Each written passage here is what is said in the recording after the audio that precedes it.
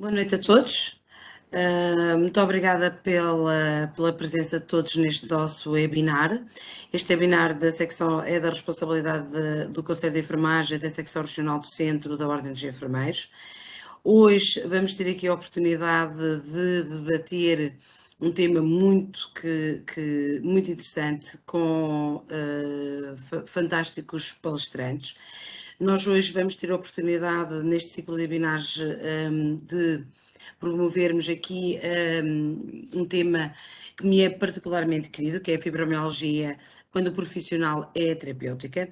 Esta sessão tem como intuito combater os flagelos invisíveis através do convite a outros profissionais de saúde, que não enfermeiros, para participarem, criando assim pontos entre as profissões ao invés de silos. Isto, de facto, é muito importante para nós. A secção regional do centro, desde já há alguns anos, esta parte tem promovido aqui diversas atividades neste sentido, com vários protocolos com outras ordens profissionais, nomeadamente. Mas hoje não me cabe a mim a falar. Hoje eu vou só, e estou aqui em representação da secção, para dar as boas-vindas a todos, para agradecer mais uma vez o convite, terem aceito o convite, o Dr. José e a enfermeira Ana Pinto.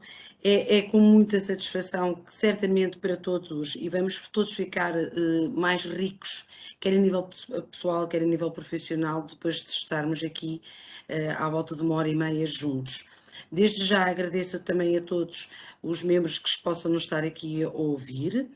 Peço que façam chegar as vossas questões e as vossas dúvidas através do bate-papo desta nossa plataforma. E durante a sessão vão receber no bate-papo, vão ter acesso a um link que é um questionário de satisfação da atividade que estamos hoje a desenvolver, e é uma forma que nós temos aqui de podermos melhorar e ir de encontro àquilo que são as expectativas de todos. Muito obrigado mais uma vez por estarem. Nós vamos ter o presidente do Conselho de Enfermagem Regional, o enfermeiro Pedro Lopes, no final da nossa sessão para fechar este evento. Muito obrigada a todos por estarem mais uma vez. E então passo a palavra à enfermeira Ana Pinto. Olá, boa noite a todos. Muito obrigada, enfermeira Ana, pela introdução e pelas boas-vindas. É um gosto poder estar aqui e poder moderar esta sessão, fazer alguns comentários e algumas questões mais pertinentes que vão surgir, de certeza. É um tema muito interessante. Portanto, relembrando a sessão de hoje, centra-se na fibromialgia quando o profissional é terapêutica. E vamos ter connosco a psicóloga Ana Margarida Pinto, portanto, homónima, e o professor Dr. José António Pereira da Silva, que é reumatologista e que tem uma larga experiência com estes doentes, bem como a Ana Margarida. Portanto, nós os três já trabalhamos juntos há algum tempo. Eu sou enfermeira de formação, trabalho com doentes com fibromialgia desde 2018. Antes disso, trabalhei na área de investigação. E desde então que temos feito muito trabalho em conjunto, portanto acho que hoje vai ser uma sessão muito interessante e espero que toda a gente goste. Ana, não sei se queres acrescentar alguma coisa?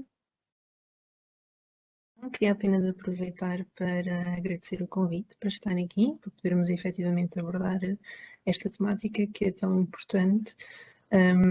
Espero que gostem daquilo que temos para vos apresentar e da discussão interessante que isso vai gerar, com certeza.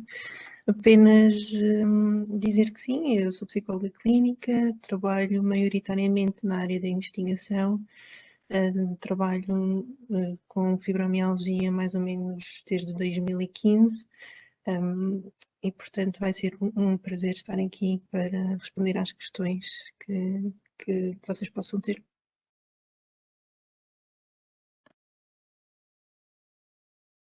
Obrigada, Ana. Professor? Bem, obrigado pela introdução, obrigado à Ordem dos Enfermeiros pelo convite para estar presente. É para mim uma satisfação muito grande partilhar a nossa experiência, a nossa investigação convosco. É um prazer do tema que me interessa muito, um tema esquisito. A maior parte dos médicos não gosta de tratar de doentes com fibromialgia, não gosta de abordar o tema, e esse é um dos fatores que mais contribui para o seu sofrimento. E daí que entendamos todos ser particularmente importante para nós que esta temática seja abordada, tendo que o objetivo principal desta apresentação é precisamente sensibilizar profissionais de saúde para o sofrimento real, para a incompreensão a que estão expostos estes doentes e para a necessidade que eles têm de profissionais que os entendam, que os acolham, porque o profissional é aqui a terapêutica mais importante. Vamos então, portanto, iniciar esta apresentação. Vou tentar partilhar. Espero que já esteja a acontecer. Sim? Consegue ver-se, Ana? Está tudo bem? Sim, já estamos a ver. Muito bem, vamos então abordar este tema que de facto é para nós um tema de máxima importância pela frequência, pelo sofrimento dos doentes. Temos-lhe dedicado muita investigação e mais recentemente temos uma iniciativa de apoio aos doentes designada por My Fibromyalgia, que podem encontrar na internet com este nome, tentando suprir as carências de apoio, de compreensão e de orientação terapêutica que estes doentes sentem diariamente. Assim sendo, portanto, em primeiro lugar, qual é o quadro clínico? Eu creio que muitas pessoas que nos estão a ouvir conhecerão pelo menos alguém com fibromialgia e saberão que estas pessoas se queixam tipicamente de dor que pode afetar o corpo todo, portanto, dor generalizada, já irei especificar um pouco mais, cansaço, sono não retemperador, e estes são os 3 sinais cardinais, com algumas manifestações associadas que podem de facto ser muito variadas. Também veremos isto. O que é particularmente notório nestes doentes é que eles não têm quaisquer sinais objetivos, isto é, o médico não encontra nenhuma anomalia, a família não vê nenhuma anomalia, os colegas de trabalho e os empregadores não veem nenhuma anomalia que justifiquem aquele sofrimento e aquele cansaço, e ainda que os exames laboratoriais são tipicamente completamente normais. Este é, portanto, em poucas palavras, o quadro clínico de que sofrem estes doentes. E é, contudo, um problema de extraordinária importância social, visto que a fibromialgia afeta, no mundo ocidental, não menos do que 3 a 4% de todas as mulheres adultas e 1 a 2% de todos os homens adultos. O que basicamente significa que em Portugal teremos qualquer coisa como 250 a 300 mil doentes com fibromialgia, todos eles sem recursos terapêuticos eficazes que lhes permitam retomar uma vida normal. Estes doentes sentem-se profundamente incapacitados pelas dores e pelo cansaço, com um grau de incapacidade semelhante ao da artrite reumatoide, uma doença cuja importância e impacto ninguém questionaria, e expostos à ausência de tratamento eficaz, o que quer dizer à ausência de esperança, às dificuldades de diagnóstico que os levam com frequência a correr inúmeros médicos antes de finalmente compreenderem ou saberem qual é a sua situação e mesmo nessa altura não terem recursos capazes de os ajudar. A vida diária de um doente com fibromialgia é feita essencialmente por dores. Estas dores têm algumas características interessantes, são mal definidas, enquanto que, por exemplo, tipicamente um doente com artrite reumatoide dirá que tem dor no punho. Um doente com fibromialgia dirá que tem dor na zona do punho. Não apanha apenas as articulações, apanha também os músculos na vizinhança, sendo muitas vezes difícil ao doente até descrevê-las, porque elas variam também de um dia para o outro, podem mudar de local, são com frequências migratórias, variáveis nas suas características. Tanto assim que, com a minha experiência, quando ao fim de 2, 3 minutos ainda não consegui compreender que dores o doente tem, a ideia de fibromialgia surge porque é conhecida e é patente a sua dificuldade em descrever aquilo que sente. Tem uma característica um pouco particular e sugestiva, é que elas são piores, sobretudo depois do esforço. O que as distingue um bocado, quer das dores causadas por problemas inflamatórios, em que tipicamente o movimento melhora a dor, quer daquelas dores causadas por problemas degenerativos, em que tipicamente as dores surgem depois ou durante o movimento, não tanto depois.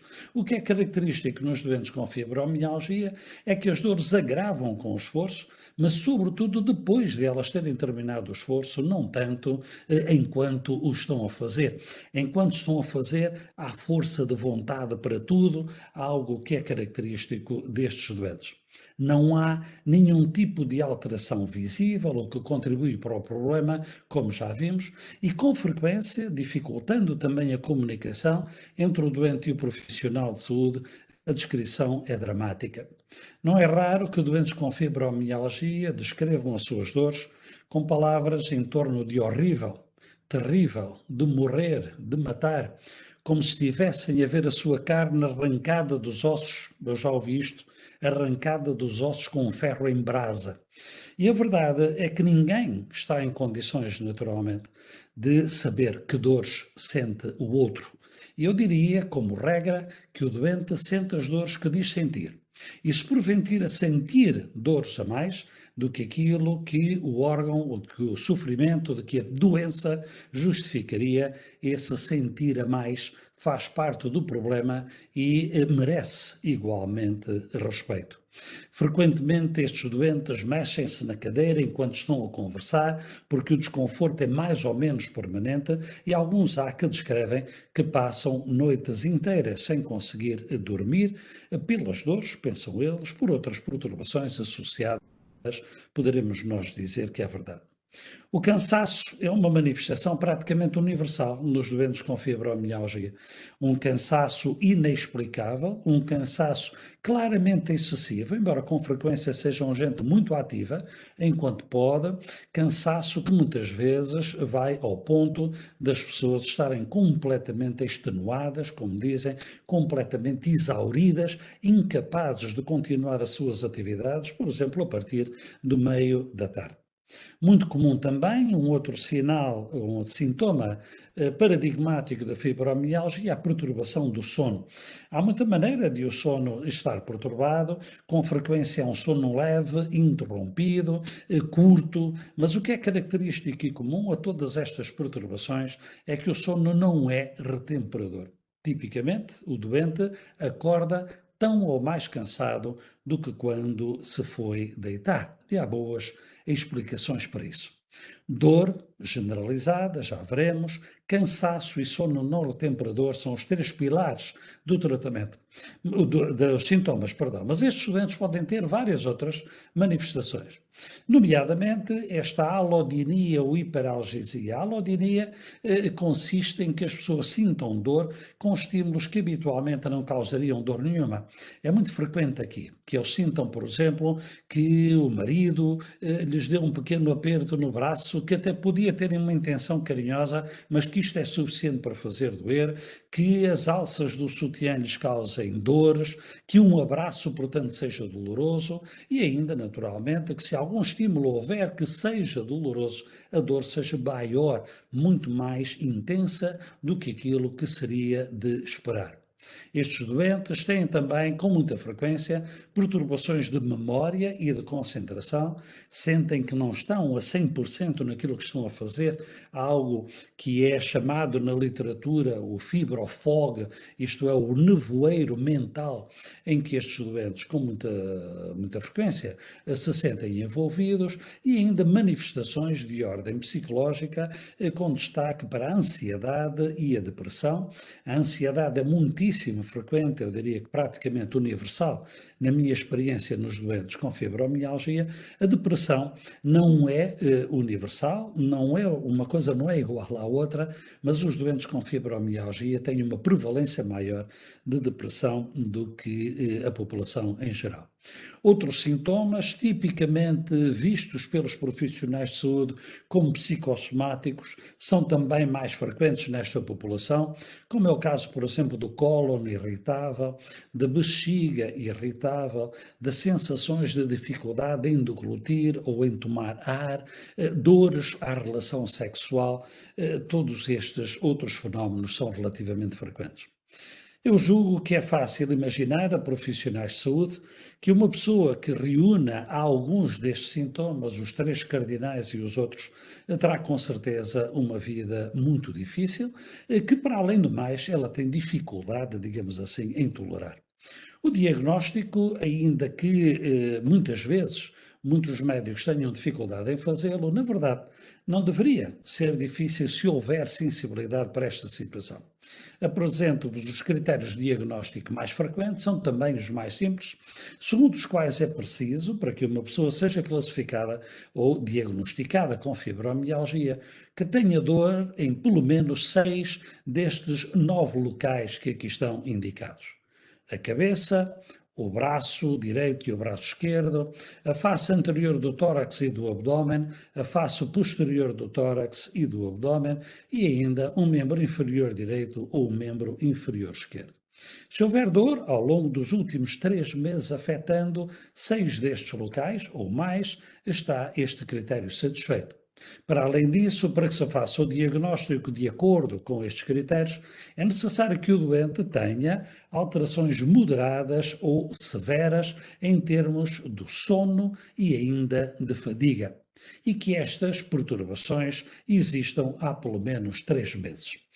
Como veem, portanto, isto bastará para fazer o diagnóstico, não sendo necessário que sejam excluídas outras doenças, isto é, não é porque o doente tem artrite reumatoide que não pode ter fibromialgia, ou lúpus, ou síndrome de Sjögren, ou qualquer outra doença reumática, elas são perfeitamente compatíveis umas com as outras, e como veem, não são necessários quaisquer exames laboratoriais, nem sequer seria necessário um exame clínico, de acordo com estes critérios. Nenhum dos critérios que aqui estão apontados dependem da observação do médico ou do profissional de saúde, é apenas este contexto. E estes critérios têm mostrado muito boa sensibilidade e especificidade. Nas mãos de pessoas menos treinadas, talvez, importa ter em conta, contudo, que há várias outras doenças que podem simular a fibromialgia na ausência de bom treino. A fibromialgia é a principal causa de dor generalizada, mas também as miosites, portanto, doenças musculares inflamatórias, as espondilartropatias, a polimialgia reumática, até a artrite reumatoide, poderá, portanto, por vezes, simular uma fibromialgia em mãos menos experientes. Algumas condições não reumáticas podem também fazê-lo, com destaque para o hipotiroidismo, o hipoparatiroidismo, perdão, e a osteomalácia, na medida em que podem também causar dores, podem também causar fatigabilidade e, enfim, a perturbação do sono, não sendo necessariamente intrínseca a cada uma destas doenças, poder ser uma mera coincidência. Temos ainda que ter em conta doenças bem mais graves, como o mieloma múltiplo, a metastização maciça, poderiam também dar dores e também dar, portanto, cansaço generalizado, a artrite reumatoide, o lúpus eritematoso sistémico, enfim, várias delas poderiam, de facto, imitar a fibromialgia. E isto, mais do que a natureza intrínseca da doença, justifica que a fibromialgia seja sobretudo abordada pelos reumatologistas.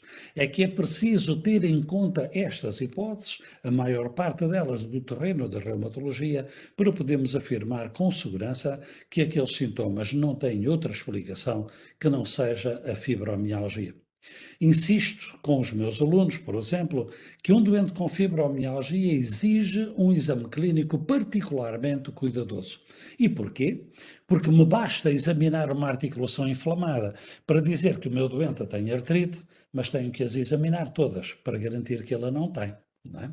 E por isso mesmo o exame clínico tem que ser aqui detalhado. Todas as articulações têm que ser apreciadas para garantirmos que não têm patologia capaz de justificar aquelas dores, ainda que seja raro que uma doença reumática só por si justificasse um quadro com fibromialgia. Importante, contudo, é que o doente pode ter associação de duas doenças que exigem tratamentos diversos e, portanto, o médico deve naturalmente inteirar-se disso.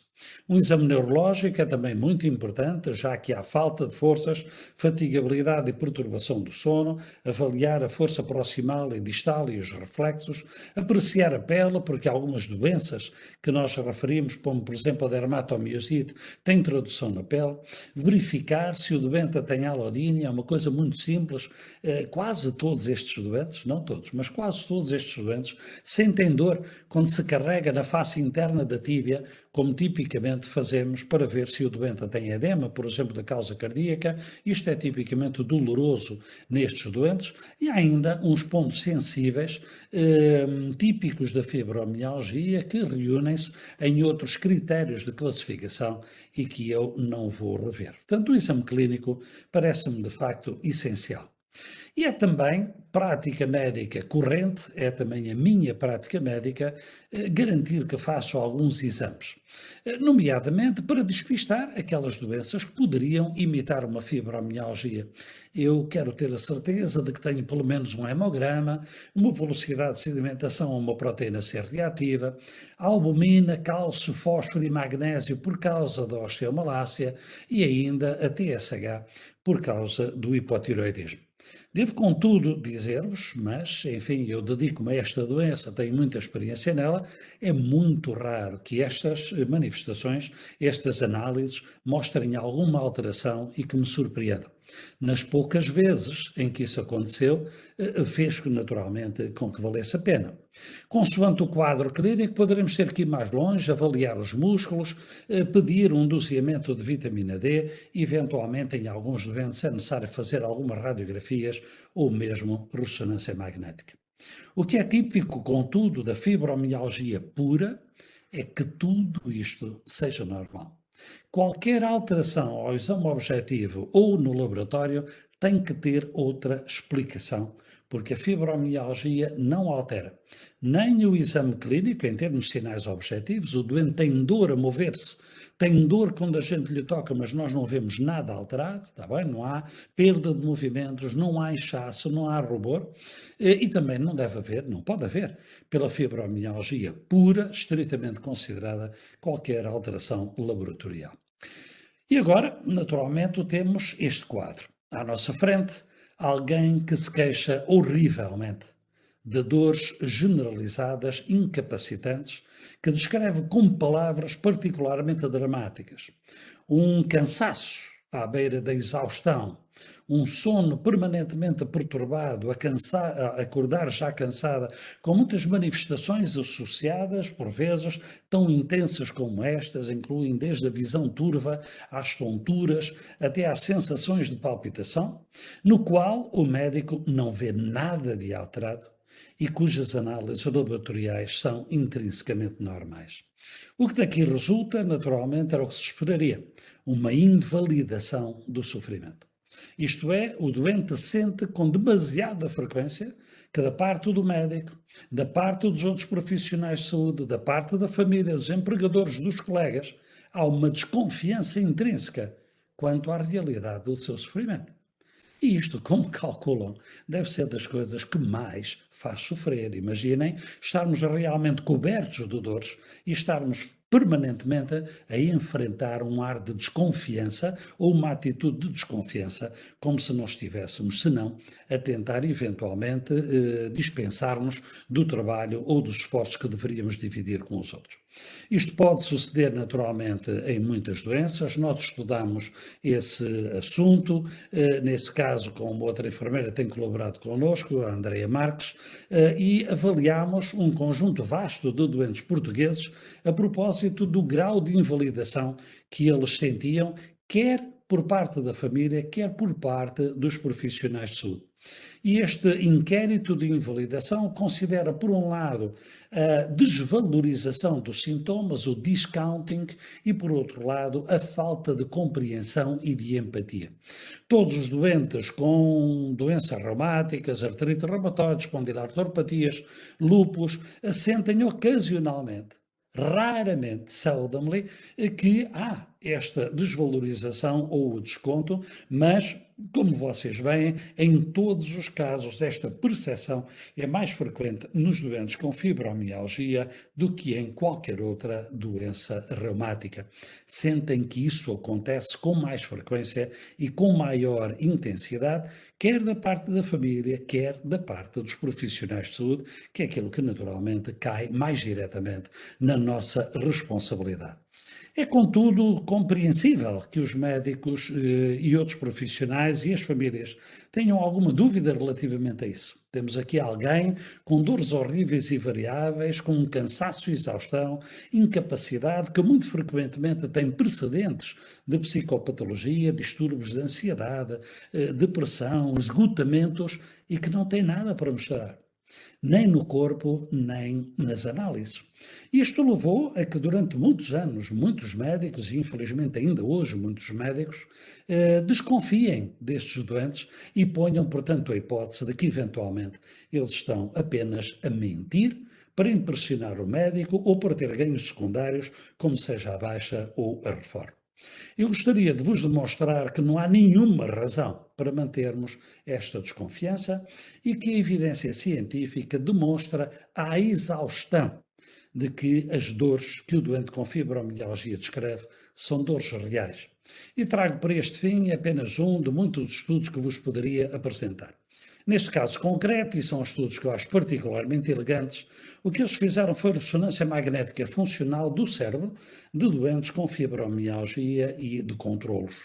A primeira coisa que verificaram é que as zonas do cérebro que se ativam quando um doente com fibromialgia diz que tem dor, são as zonas que são reconhecidas como responsáveis pelo manuseamento da dor no sistema nervoso central. Eu quero com isto dizer que quando um doente com fibromialgia diz que lhe dói, a parte do cérebro que está ativa não é a parte da imaginação, nem apenas a da linguagem, nem apenas a da mentira. O que está realmente ativo no cérebro de um doente que diz que tem dor é a dor. Mesmo que esse doente tenha fibromialgia, são os centros responsáveis pela dor, com destaque para esta ínsula, para o putamen, para áreas, portanto, do cerebelo, são áreas tipicamente envolvidas no processamento da dor. E depois esses autores levaram o estudo um pouquinho mais adiante, de uma forma que me parece realmente notável. O que eles fizeram foi começar por exercer uma determinada pressão na unha do polegar do grupo de pessoas que eram controlos, aqui representados por estes quadradinhos, e num grupo de pessoas com fibromialgia. Quando exerciam uma pressão de apenas 2 kg por centímetro quadrado, as pessoas normais indicavam uma dor de 2 qualquer coisa, numa escala de 0 a 20, enquanto que os doentes com fibromialgia apontavam uma dor da ordem de 12. O estímulo doloroso é o mesmo, os doentes com fibromialgia descrevem muito mais dor do que os controlos. O que eles verificam, e quando estes dois cérebros eram analisados por ressonância magnética funcional, os da fibromialgia têm franca ativação dos centros de modulação da dor, os cérebros dos normais não têm essa ativação. O que fizeram então foi aumentar a pressão progressivamente até um momento em que as pessoas do controlo, os normais, descreviam uma dor de intensidade idêntica à dos doentes com fibromialgia. E quando era assim, a este nível, não havia distinção entre o cérebro de um grupo e do outro. Quer isto dizer que o cérebro dos doentes com fibromialgia estava ativado de acordo, em coerência com a intensidade dolorosa que descreviam e que era equivalente à ativação observada em controlos normais quando descreviam dor de intensidade idêntica. A pressão necessária para sentir essa dor é que era bastante maior nos controlos do que nos doentes com fibromialgia. Este é apenas um de dezenas de estudos deste tipo que não deixam já nenhuma razoabilidade à dúvida de que estes doentes estejam a mentir e que torna, diria eu, sobretudo nas mãos e na prática de profissionais de saúde, eticamente inaceitável que ponham em dúvida o sofrimento que o doente lhes diz realmente estar a passar. A questão perante isto, perante este quadro clínico, é então, bom, como é que nós podemos ajudar? O que é que nós podemos fazer para ajudar estas pessoas, para lhes tentar mitigar o sofrimento?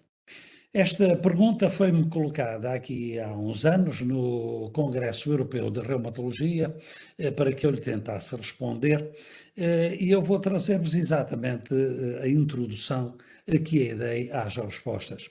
Como é que nós devemos tratar os doentes com fibromialgia? E a minha resposta foi que vamos sempre tratá-los com dificuldade. Não é fácil tratar os doentes com fibromialgia. Não só porque eles não são pessoas fáceis, mas também porque a doença não é fácil de tratar. E há que reconhecer isto e aceitar que é assim. Vamos ter que ter muita paciência, vamos ter que ter muito humanismo e estarmos atentos e respeitarmos mais o sofrimento do que necessariamente a doença que podemos ver, porque é o sofrimento que dá dignidade às profissões que nós escolhemos como profissionais de saúde. Vamos precisar de empregar enormes quantidades de senso comum, bastante sabedoria na tentativa de criarmos uma relação positiva e motivadora para o doente que lhe traga benefício e alívio, e vamos ter a oportunidade de aplicar alguma ciência, mas não tanta como aquela que gostaríamos, porque infelizmente a evidência sobre a fibromialgia e sobretudo sobre os tratamentos para a fibromialgia é ainda muito limitada e contraditória. Sublinhava eu, nesse congresso da reumatologia, que esta é uma doença que exige do médico, hoje eu diria que exige de todo o profissional de saúde, que esteja muito atento à sua atitude intelectual. Qual é a sua postura? De que forma é que ele aborda o doente?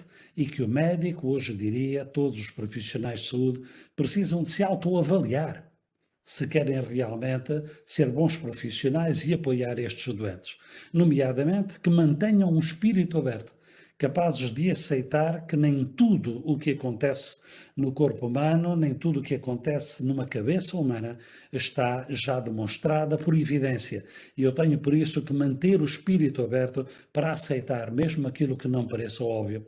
Que eu tenha e cultive um respeito pelo sofrimento, mesmo que não tenha evidência física, radiológica ou laboratorial da sua origem.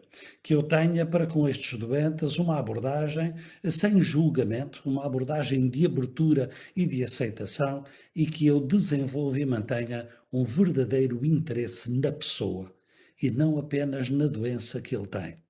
E que eu tenha, naturalmente, e me faça munir de todo o conhecimento que seja possível, porque ao todo junto não será demais para que eu consiga ajudar.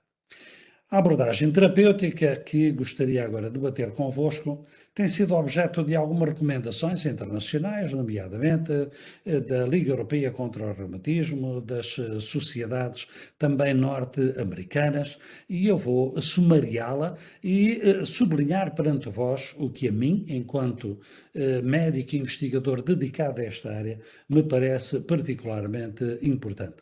Todas as recomendações estão de acordo que há duas medidas gerais de máxima importância no tratamento do doente com fibromialgia. A primeira é a educação sobre a doença e o segundo é o exercício físico. Ambos têm eficácia demonstrada. O primeiro não é só por ter eficácia, é um direito do doente. Esperar que o seu profissional de saúde que cuida dele seja capaz de lhe explicar a doença de uma forma útil. O segundo é muitíssimo importante. O exercício físico regular é das medidas que têm maior demonstração de eficácia e, portanto, é nosso papel estimular o doente a que o faça de uma forma ajustada, progressiva, sem exageros, mas perseverante. No que diz respeito à educação do doente, que é aquilo que eu acredito que é o mais eficaz, acredito mesmo que é a única coisa capaz de curar um doente com fibromialgia ou de o aproximar disso, o que o doente verdadeiramente precisa é, antes de mais, de se compreender a si mesmo, de compreender a doença e perceber a relação entre as duas coisas. Um modelo que lhe permita lidar com a situação sem desesperar, da maneira mais eficaz possível para ser capaz de ter uma vida com um mínimo de qualidade. E nesta educação, a minha experiência foi-me levando a dar atenção, sobretudo, a dois aspectos. O primeiro é pedir ao meu doente que aprecie qual é a relação dos sintomas com o stress. A generalidade dos doentes com fibromialgia, uma vez que se lhes faça a pergunta, muitos já deram conta disso, os outros dão-se conta quando a gente pergunta, apercebem-se de que as dores, o cansaço, as perturbações do sono se agravam sobremaneira se a pessoa andar mais tensa, preocupada, triste, angustiada, ou o que quer que seja de mal. E que, pelo contrário, as dores, o cansaço e o sono tendem a melhorar sobremaneira se a pessoa anda mais tranquila, satisfeita, feliz. É muito importante que o doente se dê conta disto, porque aqui no controle do stress está um pilar central da sua capacidade de gerir e de melhorar a doença e por isso é fundamental que ele próprio se aperceba disso.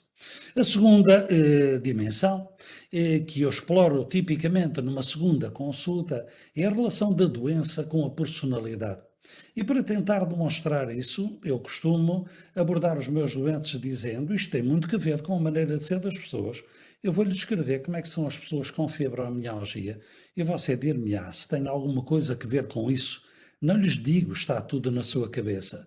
Não lhes digo isto não existe, é apenas porque você é nervosa, componha-se, porque isto não seria útil. Ninguém aceitaria isto, nenhum de nós aceitaria isto.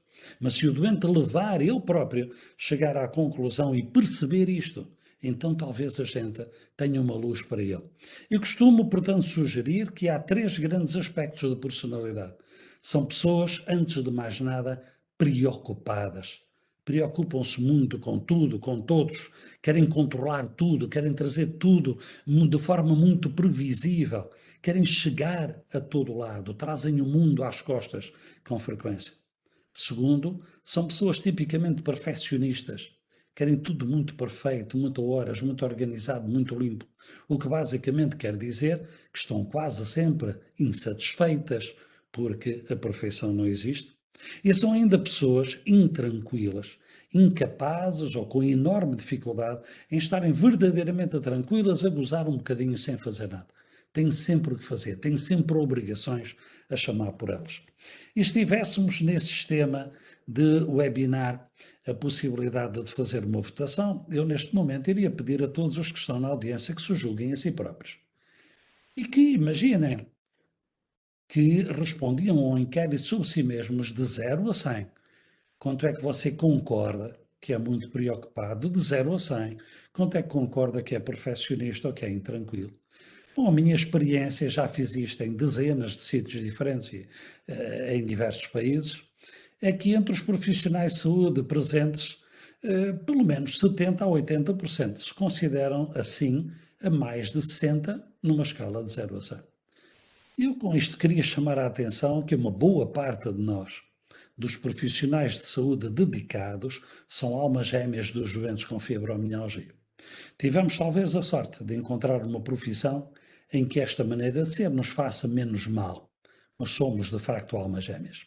Esta tendência à preocupação, à exigência, à insatisfação, foi por nós demonstrada num estudo em que nós fizemos, comparando um conjunto vasto de doentes com fibromialgia, consoante um perfil psicológico, e concluímos que todos estes healthcare professionals, éramos psicólogos ou reumatologistas, conseguiam adivinhar as pessoas que tinham o diagnóstico de fibromialgia com base apenas no inquérito psicológico, com uma taxa de acerto da ordem, como vem aqui, de 71% a 81%, o que é equivalente à taxa de acerto do fator reumatoide no diagnóstico da artrite reumatoide. E com isto, ao longo do tempo, um trabalho que tenho vindo a desenvolver, sobretudo com a Ana Margarida Pinto, chegámos a um modelo de entender estas doenças que eu gostaria de brevemente vos apresentar. Aprendi com ela um aspecto importante da psicologia que estava longe do meu conhecimento. Este modelo de regulação do afeto de Paul Gilbert, que diz que basicamente nós regulamos as nossas emoções em torno de 3 conceitos principais. E estes conceitos têm, por sua vez, estruturas no cérebro que regulam essas mesmas emoções. Um grande foco é o da ameaça. E é um foco muito importante, porque o nosso papel, antes de mais nada, como de qualquer ser vivo, é sobreviver. Este centro, este sistema da ameaça, está focado no risco. Mais vale reagir depressa do que sofrer as consequências. Está centrado na procura de proteção, eventualmente na reação de fuga ou de paralisia. Um outro sistema de regulação do afeto é o da segurança, no qual se centram, por exemplo, as nossas relações com os outros, a afiliação com a mãe, com os amigos, com os colegas, a sensação de conforto, de tranquilidade e de segurança e um estado de contentamento. E por fim, um sistema de drive, eu peço desculpa, mas não consigo traduzir isto muito bem para português, que está próximo da vontade, da procura de recursos, sejam recursos materiais, seja pura e simplesmente de reconhecimento. Esses sistemas estão em equilíbrio. Nós somos capazes de reconhecer a ameaça quando nascemos, mas mais tarde temos que aprender a segurança.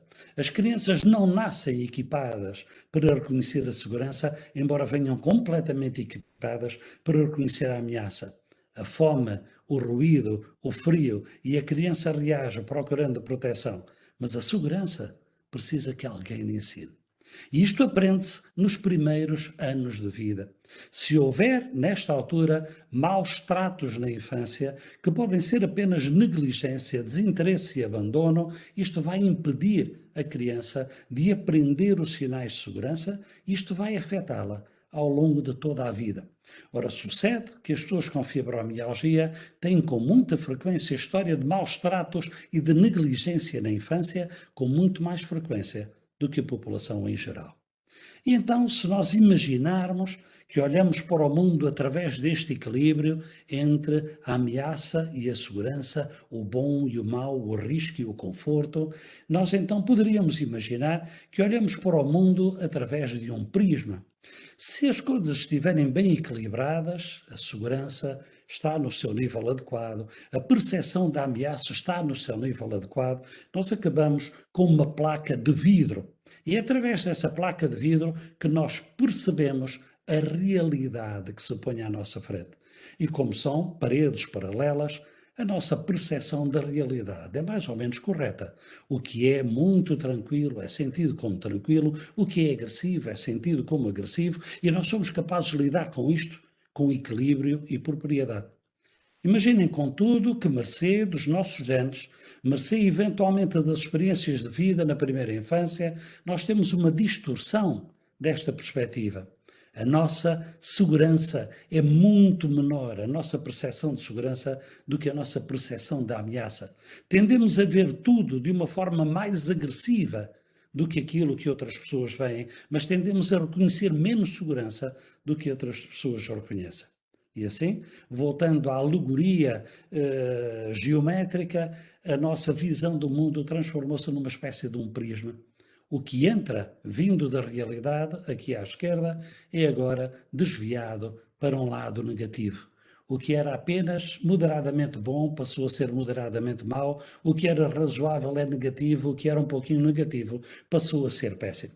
E esta perspectiva da realidade vai naturalmente ser percebida por nós ao longo da vida com uma tonalidade negativa que reforça a negatividade que já tínhamos e que vai eventualmente influenciar a própria realidade. Porque se abordamos, portanto, os nossos acontecimentos já com esta antecipação negativa, é natural que as coisas nos corram menos bem. E assim, neste modelo que temos agora em publicação e por o qual conseguimos recolher a coautoria e, portanto, a concordância de um grande número de grandes autores internacionais, nós dizemos que a fibromialgia é conduzida por uma hiperativação permanente desse Salience Network. Esse Salience Network é uma estrutura cerebral, essencialmente, que lida com a ameaça. É a nossa central de alarme que dá conta de tudo o que é mau. E que esta hiperativação do sistema de Salience é causada por uma percepção excessiva de ameaça e uma percepção demasiado escassa de segurança que faz ativar este alarme e que, por sua vez, vai criar um ciclo vicioso em que a dor é amplificada, porque a dor é uma ameaça, outros sinais são amplificados, como os cheiros maus, os ruídos, criando aqui um ciclo vicioso em que esta percepção negativa aumenta a dor. Esta percepção, este modelo, não seria naturalmente muito útil para apresentar a doentes. É provavelmente demasiado complicado para que a maior parte dos doentes o pudesse perceber.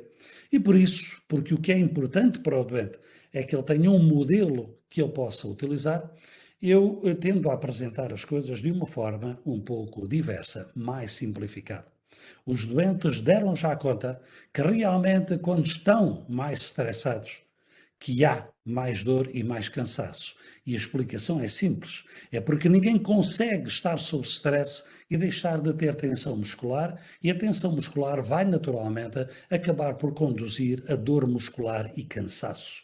E uma vez que o doente entenda isto, e é fácil de entender, perceberá também que o único caminho possível, o único em que está na sua mão, é que consigam baixar o stress, diminuir a tensão nervosa permanente em que andam com a vida. E se o conseguirem fazer, poderão ter esperança de diminuir a tensão muscular, e se o conseguirem fazer, terão com certeza benefício em termos de diminuição da dor muscular e do cansaço, porque a tensão muscular, o esforço diminuiu, já que ele estava a ocorrer sobretudo em resposta ao stress permanente. Assim, há muitos anos que os meus doentes com fibromialgia, depois de muita conversa, saem para casa com uma receita um bocadinho peculiar, em que eu digo aos doentes que o essencial é que cuidem de si. Cuidar de si nas diversas dimensões que isso tem, do seu corpo, do seu bem-estar, da sua espiritualidade, da sua satisfação de viver. Os doentes saem com uma receita em que eu tipicamente escrevo ao cimo que é fundamental construir felicidade, o que quer que isso seja. E tento naturalmente ajudá-los a descobrir o caminho para lá chegar. É fundamental que cuidem de si. 10 minutos ao dia de ginástica, 10 minutos ao dia de coisas boas, que lhes tragam tranquilidade, satisfação, que lhes permitam apreciar um bocadinho das inúmeras coisas boas que a vida tem e que, se lhe trouxerem tranquilidade e felicidade, trará relaxamento muscular e, com isso, o alívio das dores. Aconselho-os, por exemplo, a prestarem atenção ao facto de que um banho quente lhes alivia habitualmente as dores e que faz isso porque é um momento bom, porque é um pequeno mimo, e que os banhos quentes aliviam as dores porque relaxam, tal como relaxam todas as coisas boas da vida, que é preciso aprender a saborear. E aconselho-os ainda a que nos visitem no nosso website, porque ele foi desenhado para tentar dar aos doentes precisamente apoio para conseguir isto, porque isto não é fácil. Não é fácil para ninguém e muito menos para quem está cheio de dores todos os dias e tem uma maneira de ser exigente e intranquila. O nosso website que podem encontrar neste local e que tem para estes nossos doentes boas-vindas, conhecimentos de tipos diversos, o que é a fibromialgia, o que é que nós temos, portanto, para os ajudar. O doente pode aqui tentar perceber qual a probabilidade de que sofra efetivamente de fibromialgia. Temos um curso em que explicamos a doença, explicamos o que o doente pode fazer por si, o que pode procurar nos outros profissionais e damos-lhe também escalas de avaliação da sua sintomatologia e do seu progresso. Temos um ginásio com ginástica adequada e ajustada às necessidades e capacidades dos doentes com fibromialgia. Temos a possibilidade de ter consultas com reumatologistas, psiquiatras e, de particular importância e valor neste contexto, consultas de psicologia. Temos também um espaço vasto em que o doente encontra recursos que o ajudam a trabalhar uma série de áreas importantes para encontrar tranquilidade e bem-estar psicológico, desde debater as suas relações interpessoais e melhorá-las, até o autodomínio do stress, até a apreciação e afeto, ou trabalhar o aspecto negativo do perfeccionismo.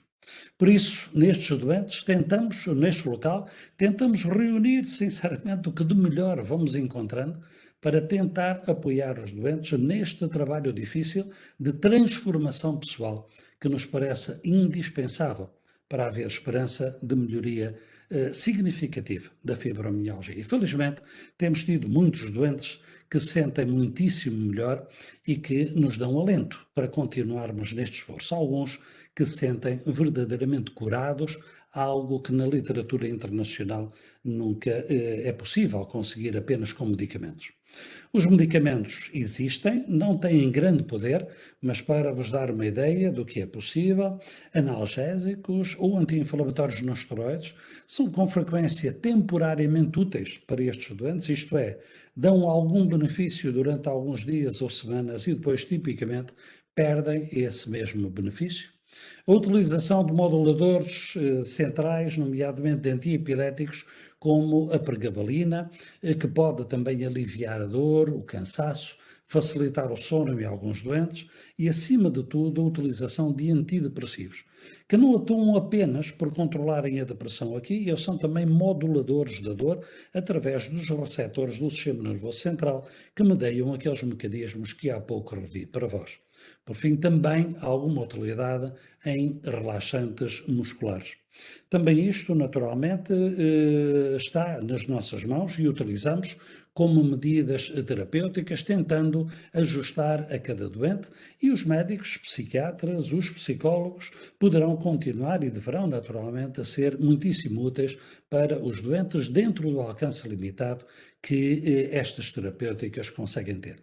O que nos parece essencial que todos nós podemos dar aos nossos doentes e que tentamos fazer em MyFibromialgia é, antes de mais nada, empatia, respeito pelo sofrimento, reconhecer que aquilo que nós não conhecemos não deixa de existir porque não conhecemos e que não temos o direito de duvidar do sofrimento de alguém que nos diz que sofre. Estabelecer com o doente uma relação de parceria, visando a sua melhoria, a sua transformação pessoal e, naturalmente, o seu benefício. Envolver e responsabilizar o doente. E isto não é muitas vezes fácil, porque todos nós e todos os nossos doentes gostariam que nós tivéssemos uma pílula mágica para resolver o problema amanhã. E é bem mais difícil do que isso. O doente tem que se empenhar ou nada feito. Temos ainda que dar muita atenção ao stress e chamar a atenção do doente e equipá-lo para que ele seja capaz de o reconhecer. É curiosíssimo ver isto. Eu tenho inúmeros doentes que depois destas conversas me dizem que a primeira coisa que lhes faz saber que estão a ficar nervosos é um sintoma físico. Eu nunca me tinha apercebido disso em mim mesmo, está bem? Doentes que dizem que a primeira coisa que me diz que eu me estou a enervar é umas picadas nos dedos. Ou uma mordidela, portanto, no lobo da orelha.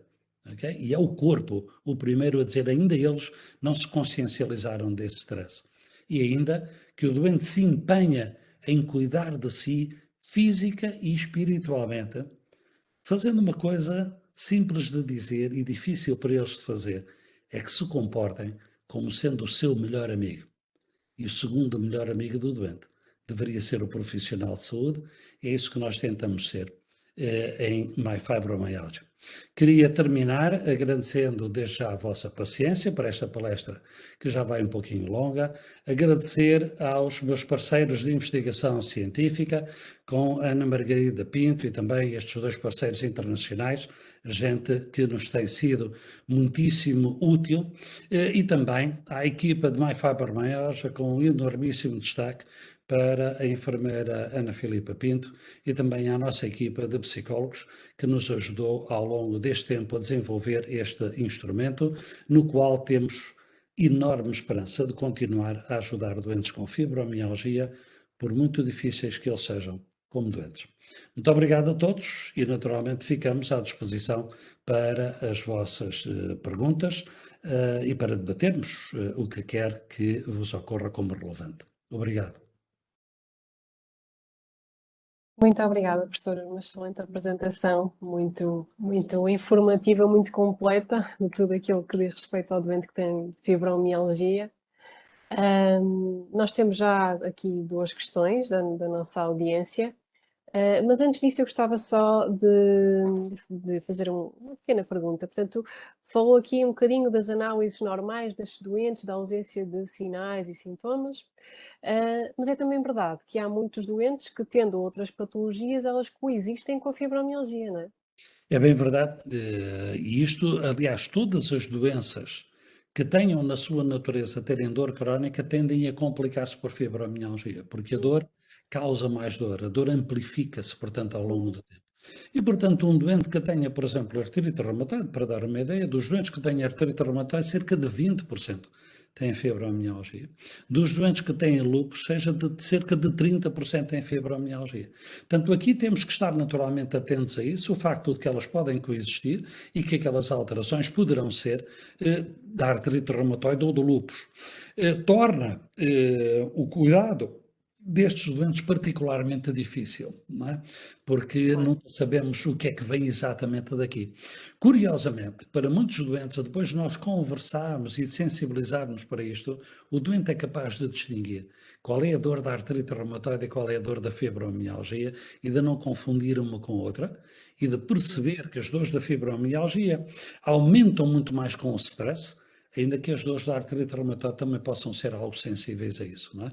Mas, assim, para um doente que tenha mais do que uma patologia, temos que esperar que quer os sinais clínicos, inchaço nas articulações, por exemplo, quer os sinais laboratoriais, possam naturalmente estar misturados, não é? Precisamos ter esse cuidado. Ok, muito bem. E uma questãozita para a Ana Margarida, se ela não se importar aqui de dar uma mãozinha. Portanto, no início da apresentação do professor ouvimos falar um bocadinho sobre a forma como os doentes caracterizam a dor, dores horríveis, de morrer, de matar. Portanto, é uma narrativa muito intensa. Quer dizer, este discurso, esta tendência para catastrofizar um bocadinho, tem algum impacto na dor por si só? Cria aqui algum ciclo de agudização da dor, Ana? Sim, nós sabemos daquilo que a literatura nos tem dito, que de facto as pessoas com fibromialgia têm uma tendência para catastrofizar a dor. O que é isto de catastrofizar? É uma palavra assim complicada de dizer. É exatamente achar que o pior vai acontecer. Portanto, o que é o fim do mundo, e daí esses descritores, não é, que são utilizados relativamente à dor, que é horrível, que não vou aguentar, não tolero. Portanto, é uma maneira, não é, deles processarem, de prestarem atenção e de processarem exatamente dessa forma, como se o pior cenário possível fosse de facto acontecer. E aquilo que acaba por fazer, ou seja, as pessoas que têm maior tendência para essa catastrofização, que não é um processo específico da fibromialgia, que também existe noutros quadros psicopatológicos, e aquilo que acaba por acontecer é que as pessoas, com receio daquilo que possa vir a acontecer, acabam por muitas das vezes não só amplificar a dor, como também evitar atividades ou tarefas que de facto, na opinião delas, possam traduzir-se em mais dor. Portanto, praticar exercício físico, ir, por exemplo, sair com familiares ou sair com amigos, porque têm sempre receio de não estarem no seu melhor, ou porque têm sempre receio de que efetivamente isso possa agravar ainda mais o quadro clínico. Ou seja, se eu for hoje jantar com o meu marido, ou se fizer alguma coisa diferente com o meu namorado ou com os meus amigos, depois vou pagar as favas, entre aspas, amanhã, porque vou-me ressentir, porque vou estar com mais dores. Então acabam por entrar aqui num ciclo, em que catastrofizam, em que sentem a dor de uma forma muito mais intensa, muito mais catastrófica. Lá está o tal pior cenário imaginável, e depois isso de facto leva a que as pessoas tenham medo de sentir a dor, que tentem de todas as maneiras não a sentir, e que isso depois resulta em algum tipo de evitamentos que se vão de alguma maneira generalizando a várias atividades. Portanto, começo a evitar fazer certo tipo de movimentos, começo a evitar fazer exercício físico, começo a evitar sair com os meus amigos, e isso acaba por limitar também a vida da pessoa, por a ir isolando neste sofrimento, não é? E nesta invalidação, porque depois o ir e sentir que os outros também não compreendem aquilo que está a acontecer com ela, acaba por contribuir para este fenómeno também. Portanto, são muitas coisas complexas, muitos processos que se vão alimentando uns aos outros e que de facto levam a que seja um quadro difícil de trabalhar, claro, mas principalmente que cause muito sofrimento às pessoas. Deixa-me pedir-te. Está perfeita, diga, professor. Com frequência, quando nós ouvimos uma pessoa catastrofiza, que usa palavras, digamos, muito intensas para explicar aquilo que está a sentir, tendemos com naturalidade a achar que esta pessoa está a exagerar.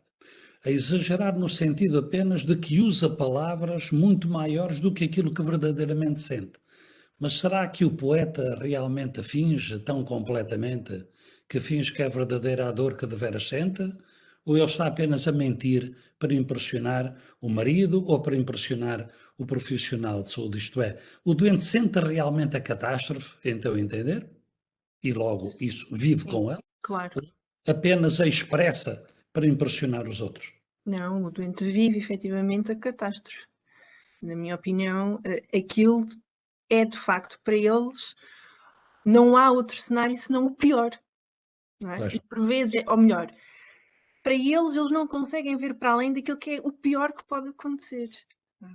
E quando uma pessoa vive constantemente a achar que lhe pode acontecer o pior e a ter que se defender daquilo que pode eventualmente acontecer, não é? E que vai ser nefasto e que vai ter consequências brutais. E de facto tem, porque vamos, independentemente da pessoa, obviamente que a catastrofização é um processo importante que deve ser trabalhado em consulta e que é importante avaliar.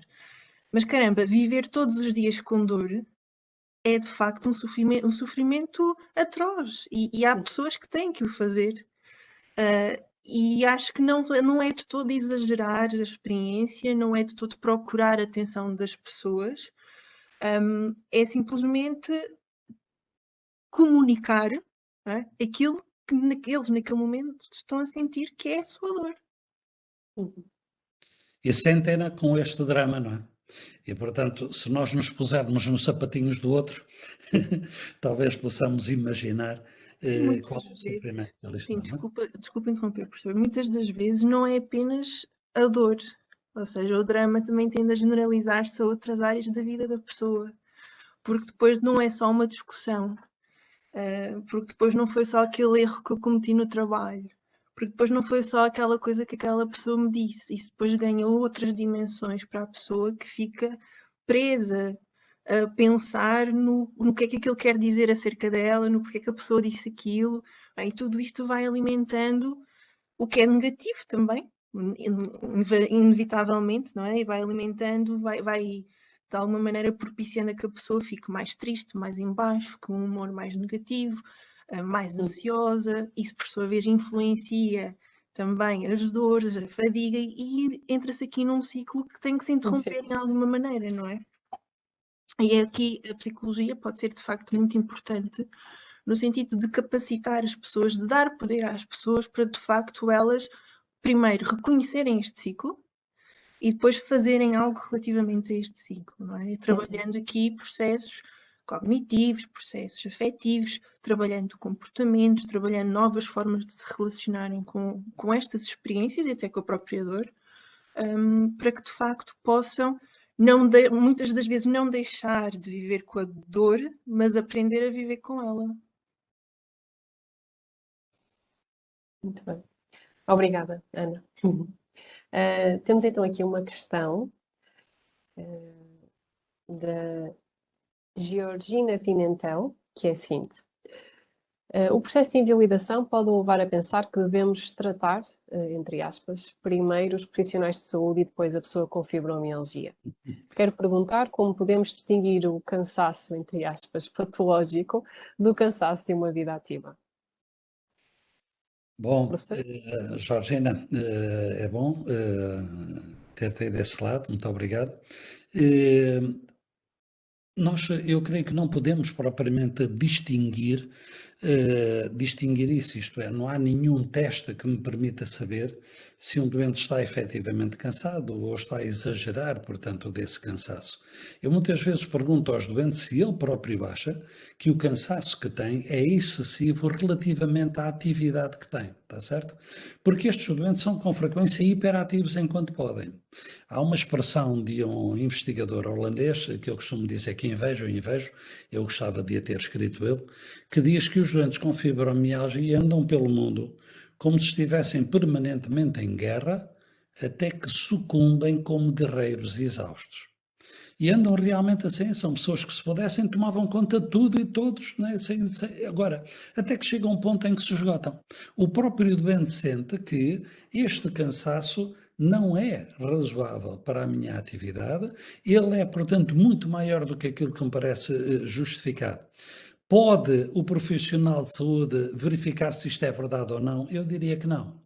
Eu diria que para boas regras, mais vale que eu me engane ou me deixe enganar por um doente que exagere, do que eu cometer o erro de desvalorizar um sofrimento que deveras existe.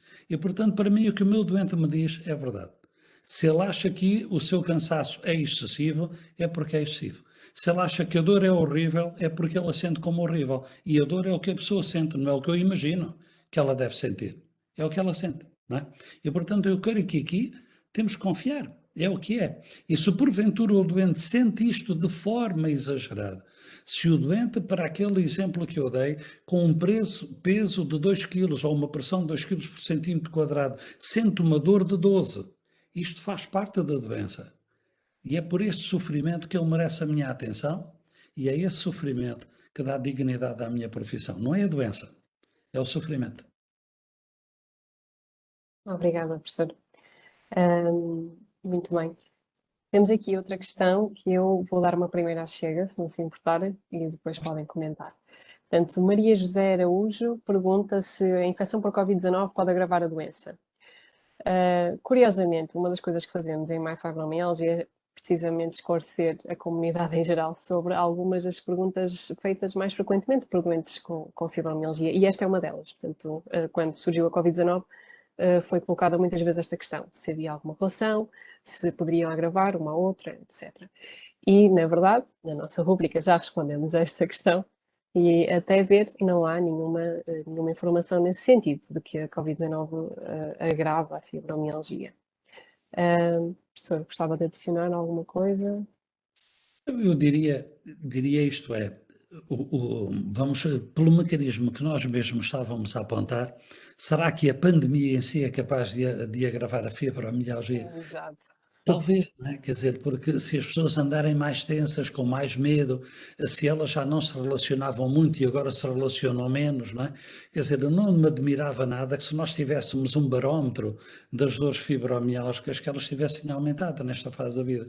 Como aumentaram as depressões, como aumentaram as crises de ansiedade, não é? Portanto, eu acredito que sim. Agora, que o vírus em si mesmo seja causador da fibromialgia de novo, ele pode causar dores generalizadas, como pode o síndrome da gripe, na verdade, mas depois, tipicamente, isto vai ser autolimitado, não vai persistir de forma a satisfazer os critérios de fibromialgia por 3 meses ou mais. Haverá uma ou outra exceção, mas não é de facto uma causa de fibromialgia.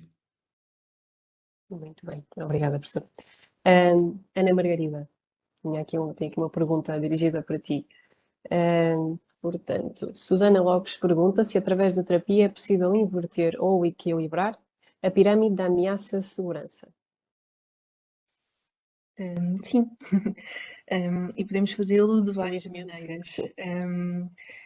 Temos várias intervenções dirigidas para o trabalho da ameaça, portanto, é o que tem sido mais comum até recentemente, em que, no fundo, se tentava, de alguma maneira, trabalhar estes pensamentos que nós dizemos mais disfuncionais, ou estas formas de processamento da informação mais disfuncionais.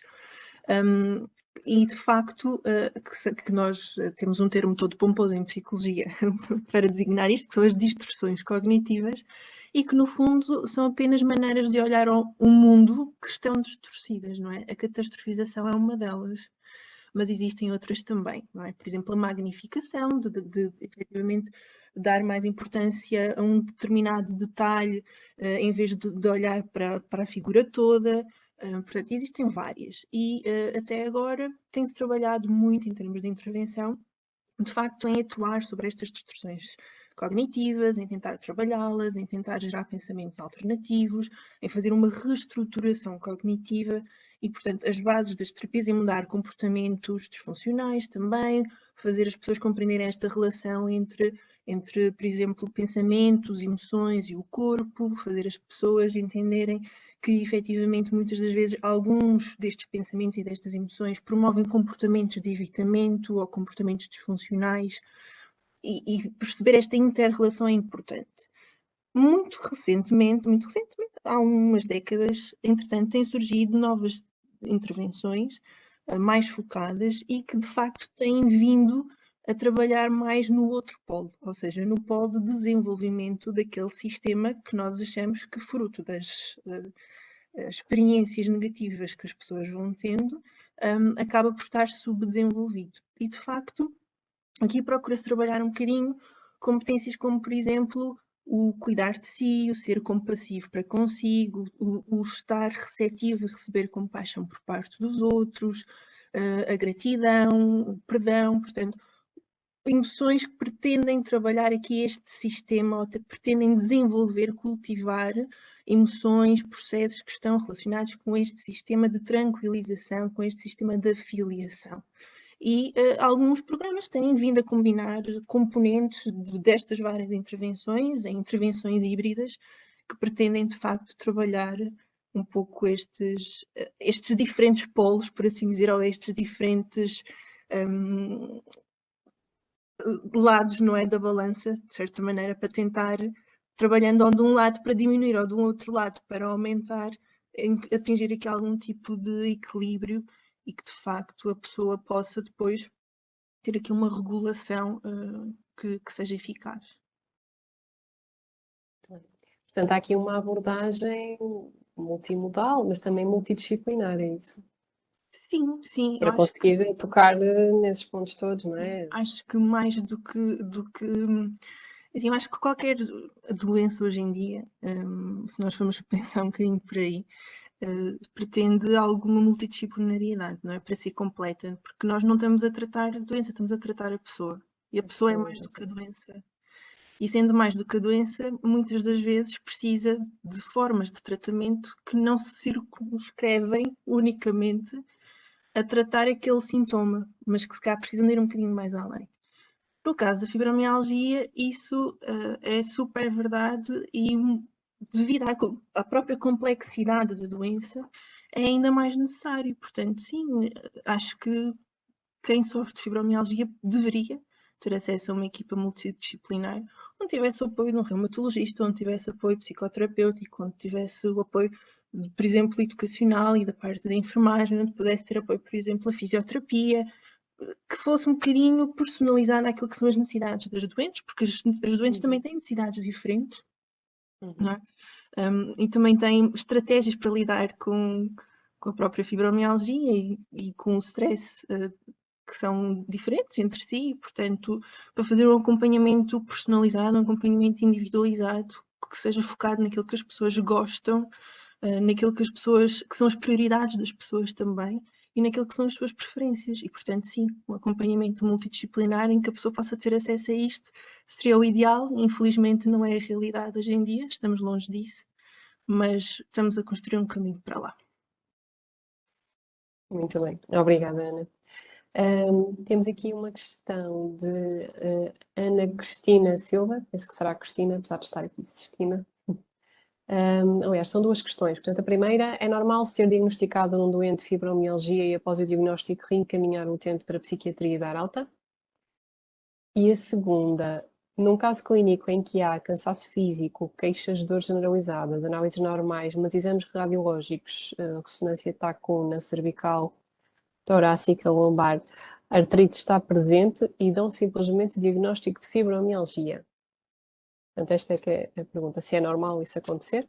E depois tenho uma observação, pelo que percebi na fibromialgia não há nada disto. Não sei, professor, quer responder? Não, vou então tentar abordar as duas coisas um pouquinho diferentes, está bem? A verdade é que os reumatologistas, de uma maneira geral, não têm formação para lidar com este tipo de problemas, não é?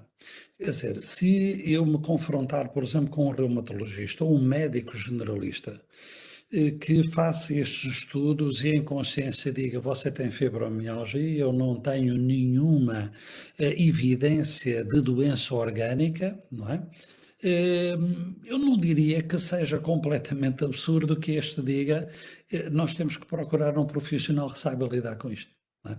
Eu pessoalmente não escolheria psiquiatria, tá bom? Eu não escolheria porque acredito que muito mais do que de medicamentos, estes doentes precisam de uma transformação pessoal, precisam de aprender a lidar com a vida e encarar a vida, e que aí é que está a solução. Mas, portanto, eu diria que se nós tivéssemos, por exemplo, acessibilidade fácil a psiquiatras sensíveis à fibromialgia e, sobretudo, a psicólogos sensíveis e dedicados à fibromialgia, provavelmente era aí que estes doentes mais tinham a ganhar, está certo? Não é? Nós temos em myfibromialgia um reumatologista dedicado, que sou eu, não é? E temos 10 psicólogos, porque eu entendo que eles podem fazer muito mais do que eu sei fazer, está certo? Eu ajudo, reconheço os doentes, mas acho que há na psicologia muito mais a oferecer do que aquilo que a reumatologia pode oferecer. E, portanto, há aqui um equilíbrio. Os médicos precisam de ser sensibilizados para esta doença, precisam também eles de aprender a lidar com ela, não é? No sentido de gerir as suas próprias ansiedades, mas precisa também de se desenvolver uma rede de apoio e de referenciação que permita a todos estarmos a oferecer o melhor possível. E compreendo que nem todos os médicos estarão em condições de oferecer o melhor possível ao doente com fibromialgia.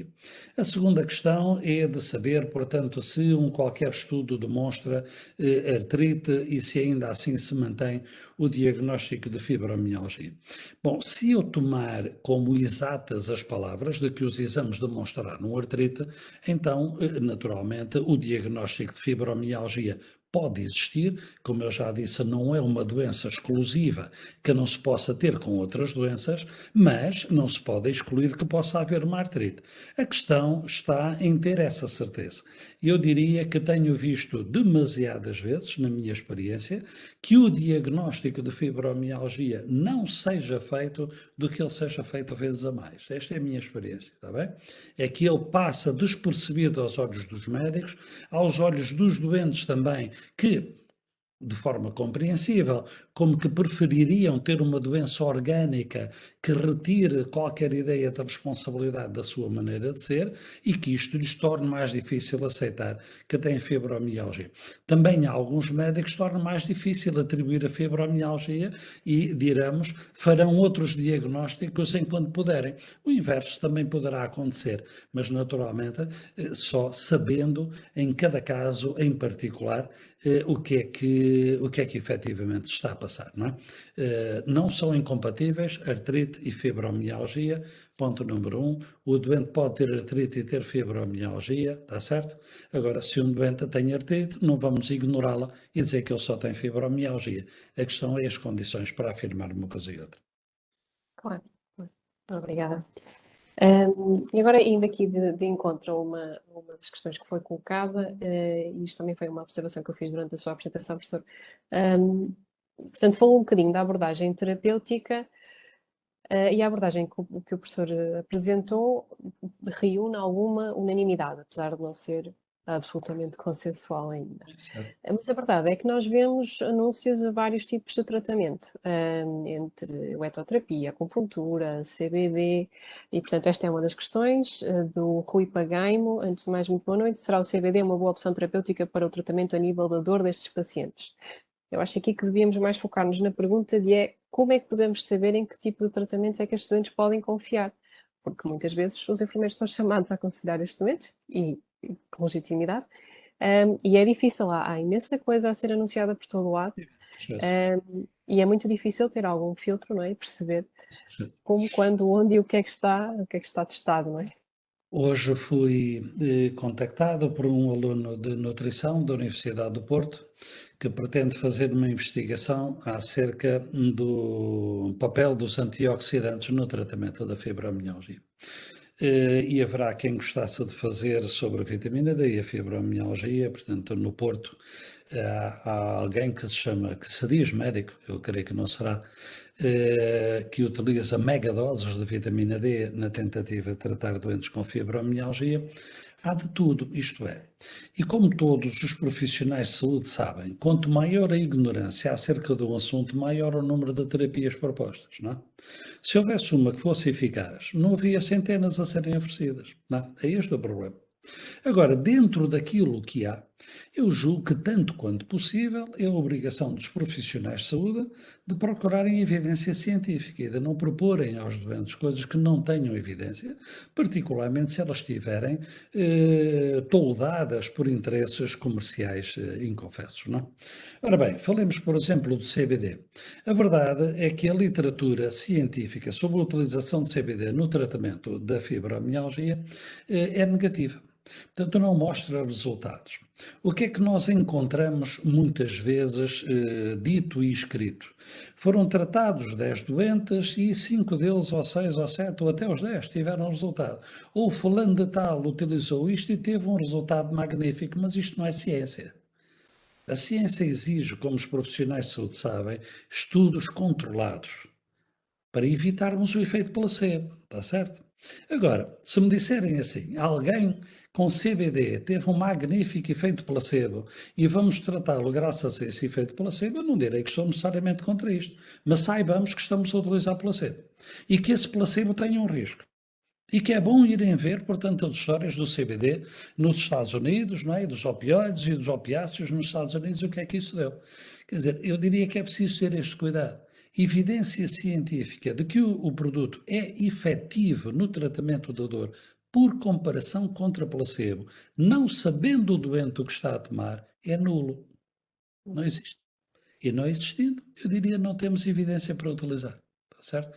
Infelizmente, há pouca coisa que tenha essa evidência, mas seguramente o CBD não é um deles. Agora, que alguns doentes podem melhorar, alguns doentes poderão melhorar com tudo, está certo? Alguns doentes podem ir melhorar porque tiveram uma bela conversa, podem ir melhorar porque lhes apareceu uma imagem qualquer de um santo durante a noite. Eu tenho uma doente minha com artrite reumatoide que se sente curada desde que um dia esteve na praia e sentiu a presença de Deus. Quer dizer, seja o que for, está lá muito bem. Agora, eu não lhe posso prescrever isto.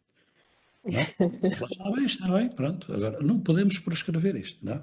E, portanto, há aqui, do ponto de vista da abordagem como profissional, temos isto em conta e, como sempre, quanto maior é o desespero das pessoas, maior será o número de charlatões a aparecer.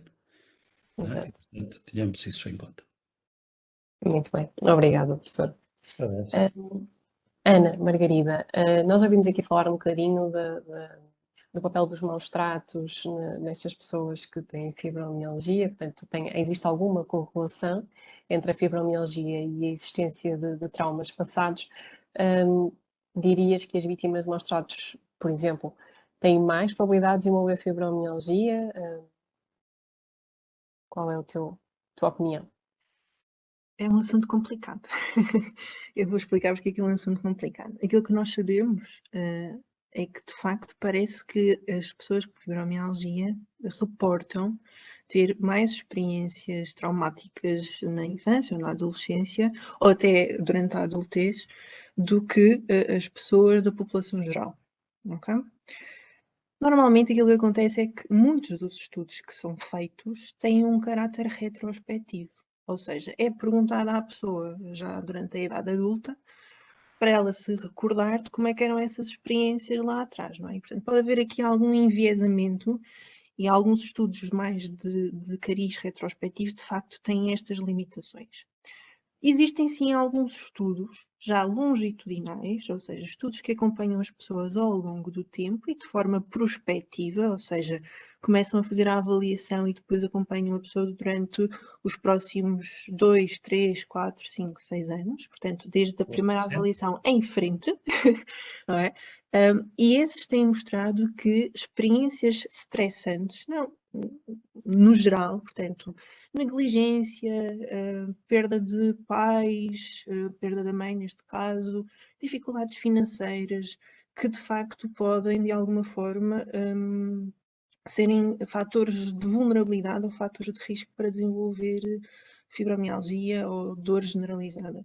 De qualquer das maneiras, precisamos de mais literatura, de mais estudos que permitam estabelecer de forma mais firme esta causalidade, mas parece existir sim alguma indicação, pelo menos, de que experiências estressantes, portanto, um background marcado de alguma maneira por dificuldades, por adversidade, pode de facto de alguma maneira constituir um risco para o desenvolvimento de fibromialgia mais tarde na vida. O que é interessante também é que às vezes, eu acho que isto também não tem sido estudado, que às vezes não é só a presença de adversidade, às vezes é a ausência de outras coisas que também pode de alguma maneira constituir risco, ou seja, se eu posso até nem nunca ter tido uma experiência adversa na minha vida, adversa no sentido de uma experiência traumática, não é? Mas de facto sentir que nunca fui amado, que nunca tive carinho, que nunca fui reconhecido, provavelmente isso aí também pode de alguma maneira desequilibrar novamente estes sistemas de regulação e de alguma maneira também poder contribuir para alguma psicopatologia no futuro. Mas não existem estudos, isto é apenas especulativo, não existem estudos sobre isso e, portanto, os estudos que existem parecem indicar que, de facto, existe alguma vulnerabilidade nestas experiências. Mas são apenas indicativos, portanto, sem nenhuma causalidade estabelecida de forma muito firme. Okay? Sem margem de erro, não é? Sim. Posso partilhar convosco uma experiência recente que tem que ver também com o título que escolhemos dar a esta apresentação, quando o profissional é a terapêutica. O caso mais recente que eu tive, esta quarta-feira, ontem mesmo, de me dar grande satisfação de ver alguém muitíssimo melhorado, passou por uma primeira fase em que pura e simplesmente não estava disposta a ouvir que isto tivesse nada a ver com a sua maneira de ser. Isto é a questão habitual, não é? Depois de finalmente a ter esvaziado um pouquinho, ter frequentado, portanto, o nosso curso em fibromialgia, dizia-me ela que começou a ver alguma luz e, entre outras coisas, que tinha finalmente percebido o que é que a tinha levado a, durante toda a vida, nunca ter sido capaz de verdadeiramente dar um abraço ou um beijo a alguém com carinho. Nunca em toda a vida. Uau. E que estava agora a redescobrir isso, depois de ter feito o curso e de fazer estes esforços, estava agora a descobrir isto com os seus netos. Eu já sou capaz de os abraçar, doutor, e de sentir o calorzinho deles e gosto nisso. O que é uma coisa extraordinária, porque eu creio que pela cabeça da maior parte das pessoas não passa a ideia de que alguém possa viver assim. Nós, os afortunados, que conseguimos ver prazer na vida, encanto e afiliação, não é? E esta pessoa dizia, portanto, contava-me agora, eu estou a revisitar aspectos da minha infância e realmente nunca senti carinho. Nunca senti que os meus pais me dessem carinho e não aprendi a dá-lo, não é? Esta descoberta, quando uma doente ou um doente faz isto, eu gostava de vos transmitir esta ideia. Para mim, é uma coisa que não tem, em termos de satisfação profissional, comparação com qualquer outro sucesso terapêutico. Não é? E eu digo isto e sinto muitas vezes. Eu tenho tratado muitos doentes, por exemplo, com artrite reumatoide, que se dão muito bem, portanto, com as terapêuticas que lhe dou, mas eu não tenho mérito nessa terapêutica. O meu mérito é saber qual é a terapêutica. Num doente como este, eu não lhe dei terapêutica, a terapêutica fui eu. Eu tive que ser capaz de estabelecer com esta pessoa uma relação que a motivasse, que a leve a descobrir-se novamente, não é? E quando a gente ouve, como eu já ouvi, felizmente algumas vezes, não tantas quantas gostaria, não é? Que as pessoas reconheceram uma segunda oportunidade de voltar a viver. Eu voltei a nascer para a vida. Não há nada mais compensador no mundo, não é? E, portanto, eu diria que aqui, cá está, o profissional é a terapêutica, porque isto depende de uma relação humana, depende de uma empatia, de uma comunicação que não tem que ver com drogas, elas acontecem no cérebro, não é? Mas mercê da nossa relação interpessoal e que é E de uma confiança. comunicação para o profissional que eu acho que não tem par em termos de contribuição para a nossa própria felicidade e, obviamente, também nós temos o direito, se não o dever, de a procurar, não é? Ana, desculpa, eu gostava apenas aqui de acrescentar duas coisas pequenas. Força, que força.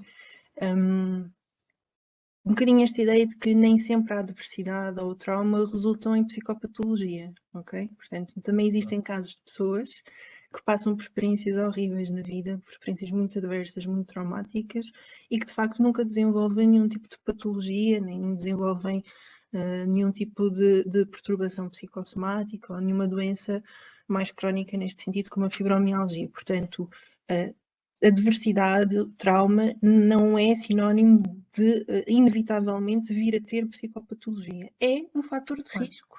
E é um fator de risco inespecífico, no sentido em que é um fator de risco não só para fibromialgia, mas também para depressão, também para stress pós-traumático, para uma variedade de coisas. E é preciso ter também isso em atenção. O que é importante é perceber a complexidade destes processos e o que é que faz com que estas pessoas, mesmo tendo experienciado traumas ou adversidade, conseguem, ou seja, o que é que as protegeu, que fatores atenuantes é que existiam na vida delas, em termos de personalidade, de contexto, de suporte social, que fizeram com que, de facto, elas não tivessem desenvolvido nenhum tipo de doença mental ou doença física. E depois também um bocadinho no seguimento daquilo que o professor diz sobre as relações, não é? E de como estas experiências na infância e na adolescência que nós temos moldam a maneira como nós nos vemos e como nós vemos os outros. Se nós não recebemos carinho, a ideia, não é, com que ficamos é que nós não somos merecedores de carinho e que os outros não nos vão dar carinho. E muitas das vezes são estes modelos que nós vamos criando na nossa infância, não é, e na nossa adolescência, que depois determinam a qualidade das nossas relações futuras. Se eu sou uma pessoa que sinto que não mereço carinho e que não mereço amor, se calhar vou-me envolver em relações em que não tenho isso da outra pessoa. Ou se calhar não me envolvo porque eu sinto que as outras pessoas nunca me vão achar, nunca vão ser, nunca me vão dar amor, nunca me vão dar carinho. Portanto, isto é importante perceber que, de facto, estas relações, não só de adversidade, estas experiências de ameaça, estas experiências de adversidade, estas experiências de trauma, moldam sim, mas as experiências de falta de afeto também moldam. E que, de facto, moldam não só como nós vemos os outros, mas como nos vemos a nós. E, portanto, sentir que eu não sou merecedora de amor também faz com que eu não tenha vontade de cuidar de mim. Claro. Com que eu acho que não seja merecedora de felicidade, por exemplo. Ou que tenha que lutar por alguma coisa, porque, de facto, é essa que é a minha sina, porque eu sempre fui ensinada dessa maneira. Portanto, é importante que nós também percebamos que a pessoa, muitas das vezes, não tem culpa de ter este padrão. Muitas das vezes esse padrão é justificado com experiências que a pessoa teve previamente, e mudar um bocadinho e fazer com que a pessoa também desenvolva uma melhor representação de si, não é? E que se trate com algum cuidado e com algum carinho, algum amor que às vezes não consegue obter das outras pessoas. Gostava de sublinhar, Ana, se permites, que isto não é apenas um efeito meramente psicológico, não é no mundo esotérico que isto se passa. Isto altera a orgânica das pessoas. As crianças que foram expostas a situações de agressividade durante a infância alteram, por exemplo, a sua produção de cortisol em situações de stress químico e psicológico ao longo de toda a sua vida. Não é? Curiosamente, contudo, por exemplo, um estudo que eu me lembro perfeitamente fazia investigação em pessoas já com bastante idade, 60, 60 e tal anos, que enquanto crianças durante a Segunda Guerra Mundial tinham sido separados do pai, da mãe ou de ambos. Para a tristeza dos homens, ser separado do pai não faz falta nenhuma.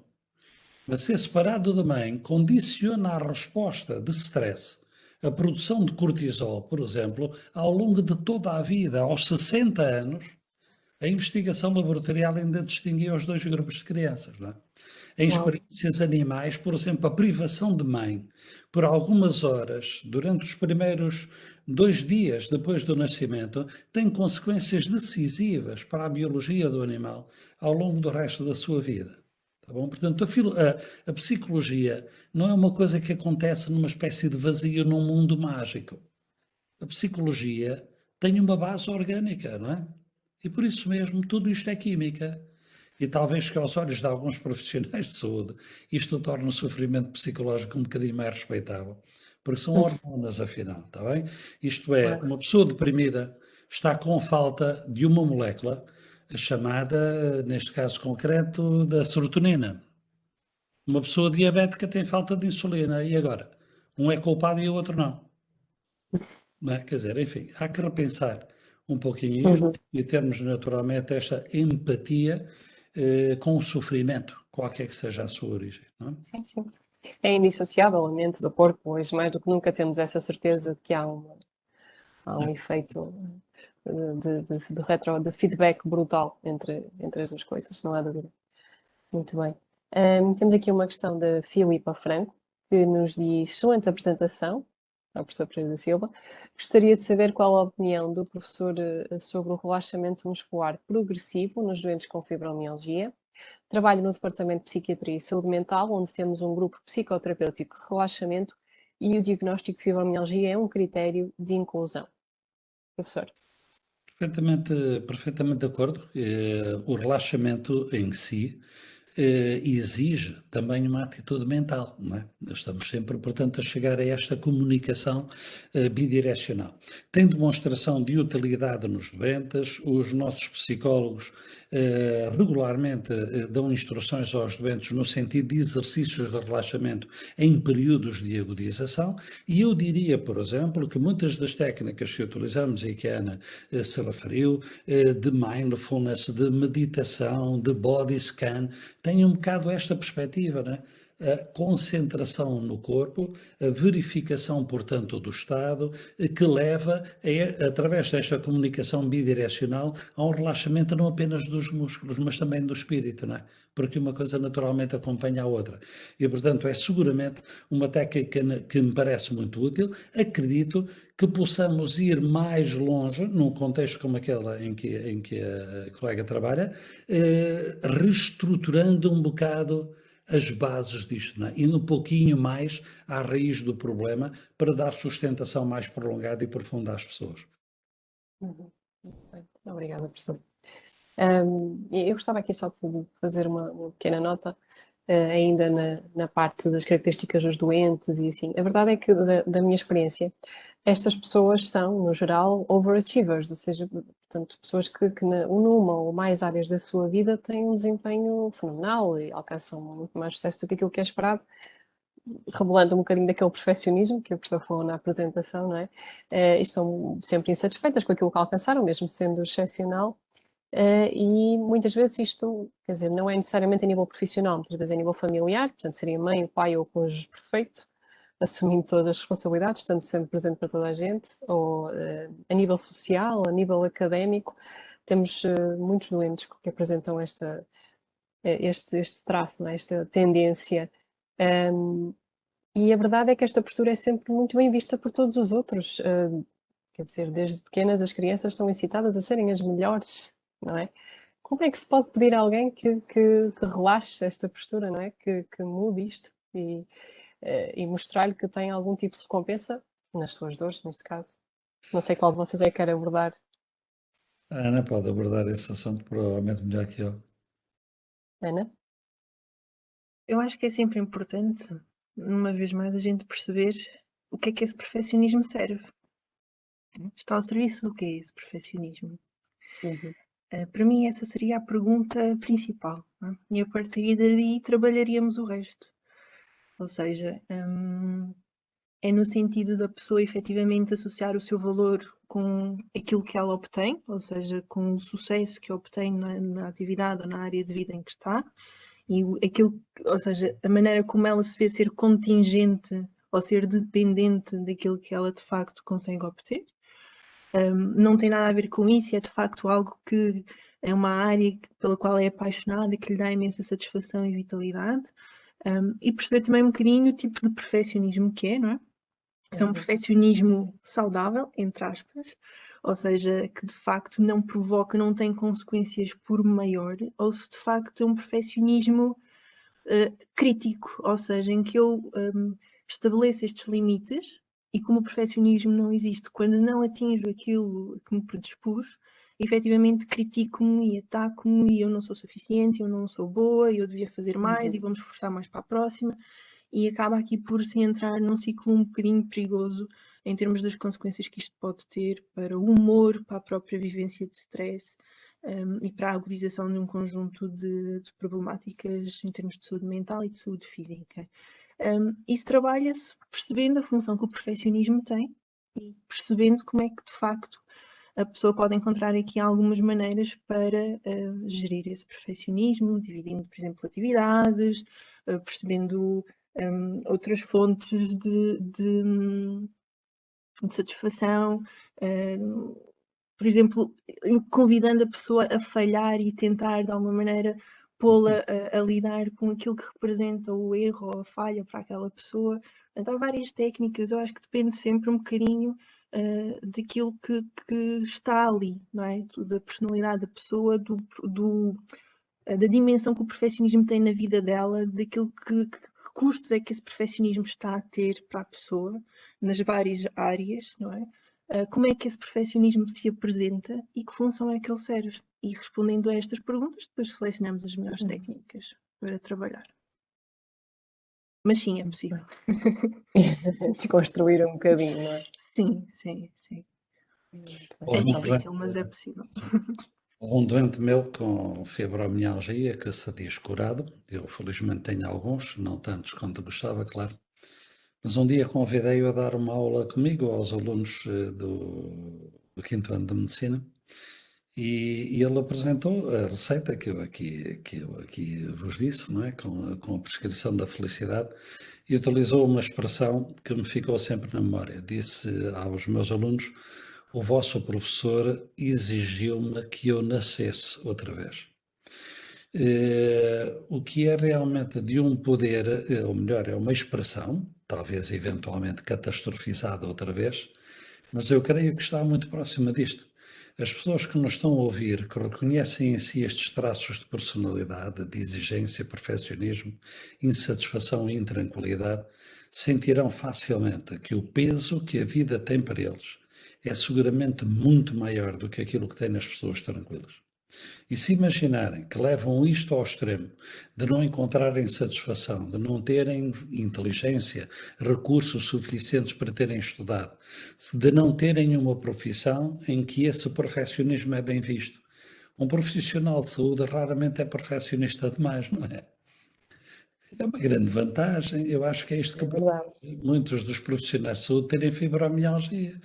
Porque estes que são problemas para outros, para nós são virtudes, não é? Você é perfeccionista, então, mas um médico, um enfermeiro, um fisioterapeuta pode ser perfeccionista demais. Jamais, não é? Porque você é muito preocupado, pois claro, com os meus doentes, com a minha profissão. Você nunca consegue estar tranquilo, pois não, são os meus doentinhos que estão na minha cabeça. Quer dizer, tudo isto se transforma em virtudes, com alguma compensação. Mas se não é assim, é muito fácil compreender que este conflito se torna um verdadeiro triturador de pessoas e que é preciso um apoio grande para sair daqui, naturalmente com metodologia, com técnica científica e estruturada, como aquela que naturalmente se aprende na psicologia, mas também com muita empatia humana, muito acompanhamento, a darmos aos doentes apenas um braço amigo que eles têm dificuldade em encontrar muitas vezes na sua vida. Obrigada aos dois. Nós temos aqui duas questões que têm a ver um bocadinho com o que já falamos, com terapias alternativas. Uma de Paulo Rodas, que questiona qual a nossa opinião quanto à acupuntura na fibromialgia. E outra de Marinela Pinto, boa noite, e a respeito da estimulação magnética transcraniana como tratamento. Posso abordar isso. Força. A situação é muito parecida com aquela que há bocadinho respondi relativamente ao CBD. É possível encontrar doentes para quem a acupuntura parece ter feito maravilhas, está bem?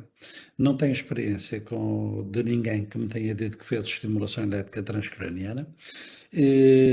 Agora, a acupuntura, por exemplo, na quase totalidade das áreas em que ela está estudada, chega sempre a uma conclusão. E a conclusão é que se nós perguntarmos aos doentes antes qual é a sua expectativa, e se ligarmos isto ao resultado, quase sempre o resultado tende a confirmar a expectativa. Faço-me entender, isto se o doente vai predisposto a achar que a acupuntura lhe vai fazer bem, tende a fazer bem. Se o doente achar que a acupuntura não é grande coisa, tende, portanto, a não fazer bem. E o que isto me aconselha a mim, enquanto profissional de saúde, é que me sinto vedado de recomendar estas terapêuticas que em estudos de ensaios controlados e randomizados não têm eficácia, mas não contraponham um doente que tem muita esperança que lhe vá fazer bem, porque se calhar para ele é capaz de fazer bem. Está certo? O efeito, a meu ver, é o efeito meramente placebo, é o efeito da fé. Mas se lhe fizer bem, eu não tenho nada contra isso. Agora, em termos de prova científica sólida, nenhum nem outro, e conheço também artigos que estudaram estimulação elétrica transcraniana, nenhum nem outro dão provas neste contexto do que nós chamamos investigação científica sólida. Individualmente, podem funcionar, tá bom? Mas não temos a maneira de prever com quem vai funcionar. O doente às vezes prevê. Se ele está realmente convencido que aquilo vai ser magnífico, é provável que possa funcionar mais ele e, portanto, faz favor, vamos lá tentar e se quisermos ser um mentiroso piedoso e diremos, é muito provável que por assim vá funcionar. Estimulando, portanto, aquele efeito placebo, não é? Se resolver, mas não é uma prática de base científica, como é evidente. Claro, claro. Muito bem. Pronto, em relação à terapêutica que a professora advoga, um dos pilares é precisamente o exercício físico e temos uma pergunta sobre isso. Portanto, aqui a questão é qual é o exercício físico mais adequado na pessoa com fibromialgia? Muito bem. A primeira regra fundamental para o exercício físico ser útil é que se faça. Não é? Eu costumo brincar com os doentes que levam folhetos meus e dizem assim, pode dormir com eles colados ao peito que não lhe vai fazer bem nenhum, claro. Tá? Portanto, e por isso, o gosto do doente é decisivo para isso, porque vai ser decisivo para que ele adira e para que ele mantenha a terapêutica. Portanto, aqui, claramente a preferência do doente vem antes de mais nada. Há alguma evidência para exercício aeróbico de todos os tipos, há alguma evidência para exercício de tipo hidroterapia, portanto em água e em piscina aquecida, há também alguma evidência para este exercício dito, peço desculpa que agora me esquece o nome, mas com uma dimensão psicológica, está bem? Yoga, Tai Chi, Qigong. Desde que o exercício seja feito exigindo ao doente concentração no seu corpo. Isto parece ser o mais importante. Não é tanto a intensidade do exercício, que deve ser sempre progressiva e ajustada pessoalmente, a ponto de não causar dor significativa na sequência do exercício, mas é muito importante que o doente seja convidado a sentir e a controlar o corpo. Eu creio que aqui está o segredo da Tai Chi, do Qigong e do Yoga. Não que o contorcionismo do Yoga faça bem ao doente com fibromialgia, mas a concentração que o contorcionismo exige é capaz de lhe fazer muito bem, porque ele se concentra no corpo e está ali mindful, não é? Como a terapêutica sugere. Portanto, não há, em suma, um exercício muito específico, devemos dar ouvido ao doente e à sua preferência, gradual, progressivo, concentração psicológica no que se está a fazer, de onde a exigência técnica pode ser útil. Muito bem, obrigada. Curiosamente, há pouco tempo recebi um testemunho de uma doente nossa de fibromialgia, que é enfermeira, que é a Fernanda, que é uma grande amiga. A Fernanda tem 73 anos, portanto já não é uma jovem, mas ela diz-nos o seguinte, peço desculpa, professor, mas tenho mesmo que adicionar este testemunho. A minha amiga, fibromialgia, acompanha-me desde 1981. Assim, tenho feito questão de tratá-la o melhor possível. Há cerca de 10 anos que venho tentando de tudo. Yoga do riso, Tai Chi, yoga meditação, hidroginástica, muito exercício físico e mais recentemente fazendo treino diário no ginásio. Treino individual. E ela diz, são cerca de 3 horas diárias, começando às 8 da manhã. Mesmo com todos estes carinhos, a fibromialgia de vez em quando teima em importunar-me. Mas eu deixei de lhe dar importância. Está na hora dela me deixar em paz. Assim, sou mais feliz. Eu acho que encaixa aqui que nem uma luva. Quer dizer, a medida certa para a Fernanda, neste caso, é esta. 3 horas por dia, Todos que os me doentes poria passam a por mim uma coberto adaptação de e dores. experiência. 3 horas por dia que a mim me poria coberto de dores, não é? Cada um é como cada Muito qual. bem. A mim também acho que sim, professor, não é o único. Muito bem. Ana Margarida, eu queria aqui fazer-te uma pergunta em relação à fibromialgia, eu acho que vais poder ajudar. Portanto, frequentemente as pessoas que chegam à fibromialgia ou que vão falando connosco são pessoas que estão muito insatisfeitas com a resposta que recebem dos cuidados de saúde, neste caso do Sistema Nacional de Saúde, frequentemente. Aqui, MyFibromialgia também surgiu como uma alternativa, portanto, a esta insatisfação, não é? E ao facto de realmente faltar muita coisa às pessoas que têm fibromialgia. E eu gostava de saber se nos podes falar um bocadinho sobre como é feita a monitorização destas pessoas em MyFibromialgia em termos da sua própria doença e da evolução com as medidas que vão sendo implementadas. Como é que é feita a monitorização? Se calhar eu vou explicar um bocadinho como é que as pessoas podem, o percurso que as pessoas, os eventuais percursos que as pessoas eventualmente poderão ter. Portanto, as pessoas subscrevem a plataforma, podem subscrever ou não a plataforma, têm direito a uma conversa com o psicólogo para tirar dúvidas que tenham acerca da doença, acerca das intervenções que são realizadas no âmbito do MyFib. Portanto, tudo o que sejam questões, dúvidas que as pessoas têm, as pessoas podem ou realizar um contacto com o psicólogo ou colocar questões no chat para que, de facto, alguém da equipa da psicologia ou da reumatologia ou da psiquiatria possa, de facto, responder. Nós aqui primamos por termos, de facto, uma equipa multidisciplinar. Portanto, temos uma equipa, temos o professor como reumatologista, temos uma equipa de psiquiatras e temos uma equipa de psicólogos. E, portanto, trabalhamos todos em conjunto de maneira a propiciar o melhor que a pessoa pode tentar responder às necessidades o melhor possível das pessoas que nos procuram. As pessoas depois poderão e devem fazer o curso nuclear para perceberem um bocadinho quais é que são os objetivos da plataforma. Portanto, nós temos um modelo pensado, nós seguimos uma certa estrutura, um certo conjunto de objetivos e nós queremos logo familiarizar a pessoa com aquilo que é a maneira como nós olhamos para a doença e aquilo que é a nossa proposta para trabalhar a doença. Depois a pessoa pode ter, de facto, consultas, ser acompanhada em termos de reumatologia e pode ter as consultas de psicologia. Nós nas consultas de psicologia temos abordagens muito diferentes, portanto temos uma equipa de psicólogos com diferentes backgrounds, que têm experiência diversificada em várias técnicas e em trabalhar, por exemplo, a nível da família, a trabalhar mais a nível individual e trabalhamos desde terapias mais clássicas, terapia cognitivo-comportamental, trabalhamos terapias cognitivo-contextuais, as mais recentes, como mindfulness, terapia da compaixão, terapia da aceitação e compromisso. Portanto, aqui o objetivo é que façamos uma avaliação inicial à pessoa, percebemos quais é que são as principais dificuldades que a pessoa tem, quais é que são as suas prioridades ou as suas expectativas para o tratamento e depois escolhemos a abordagem que achamos, em conjunto com a pessoa, adequar-se melhor àquilo que de facto a pessoa precisa de trabalhar ou quer trabalhar naquele momento. E partimos um bocadinho. Ana, que podemos usar. Portanto, os doentes podem responder a escalas de avaliação da intensidade dos sintomas da fibromialgia.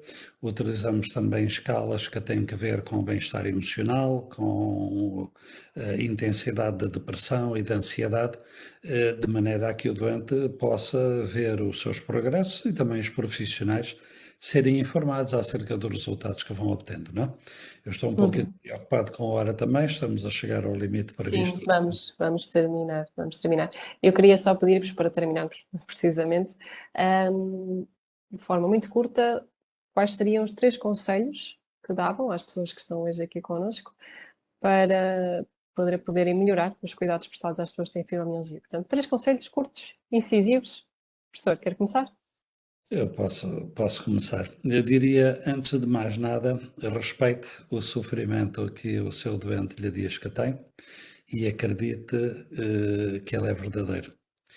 Em segundo, ajude o seu doente a descobrir a relação entre os sintomas e o seu estado de stress e de que forma é que o controle de stress o pode ajudar. E terceiro, estimule a praticar exercício físico com regularidade e a tentar viver o melhor possível, apesar da fibromialgia. Se queres trazer. Obrigada, professora. Ana Margarida? Portanto, eu diria o primeiro, escuta ativa, portanto, escutar efetivamente aquilo que o doente está a dizer. E tentar perceber, não assumir que se sabe aquilo pelo que o doente está a passar, mas ouvir aquilo que ele diz, como ele o diz, e acreditar na forma como ele o diz também. Empatia e compaixão, porque de facto as pessoas estão num sofrimento brutal, muitas das vezes durante anos. E às vezes o profissional pode naquele momento fazer a diferença para aquela pessoa. E portanto empatia e compaixão, com certeza para pessoas que têm sofrido invalidação e descrédito por parte dos outros, mudará, nem que seja naquele dia, a vida da pessoa, o estado de espírito da pessoa. E diria que muita atenção à relação terapêutica. A relação terapêutica faz milagres. E ter uma relação terapêutica em que tentamos respeitar, promover a confiança, motivar o doente, olhar para o doente como pessoa e não como uma doença, acho que são ingredientes às vezes mais importantes do que as técnicas, porque uma relação terapêutica, uma relação com o doente que seja de facto significativa, é muito poderoso. Muito bem. Muito obrigada, Ana. Muito obrigada, professora, por tudo, especialmente por este finalzinho no ponto. Obrigada a todos que estiveram connosco. Obrigada à Ordem pelo convite para podermos ter este espaço de debate e de discussão. Acho que foi muito enriquecedor, pelo menos para mim foi. E penso que é isso. Até uma próxima. E uma boa noite a todos. Boa noite. Muito obrigada.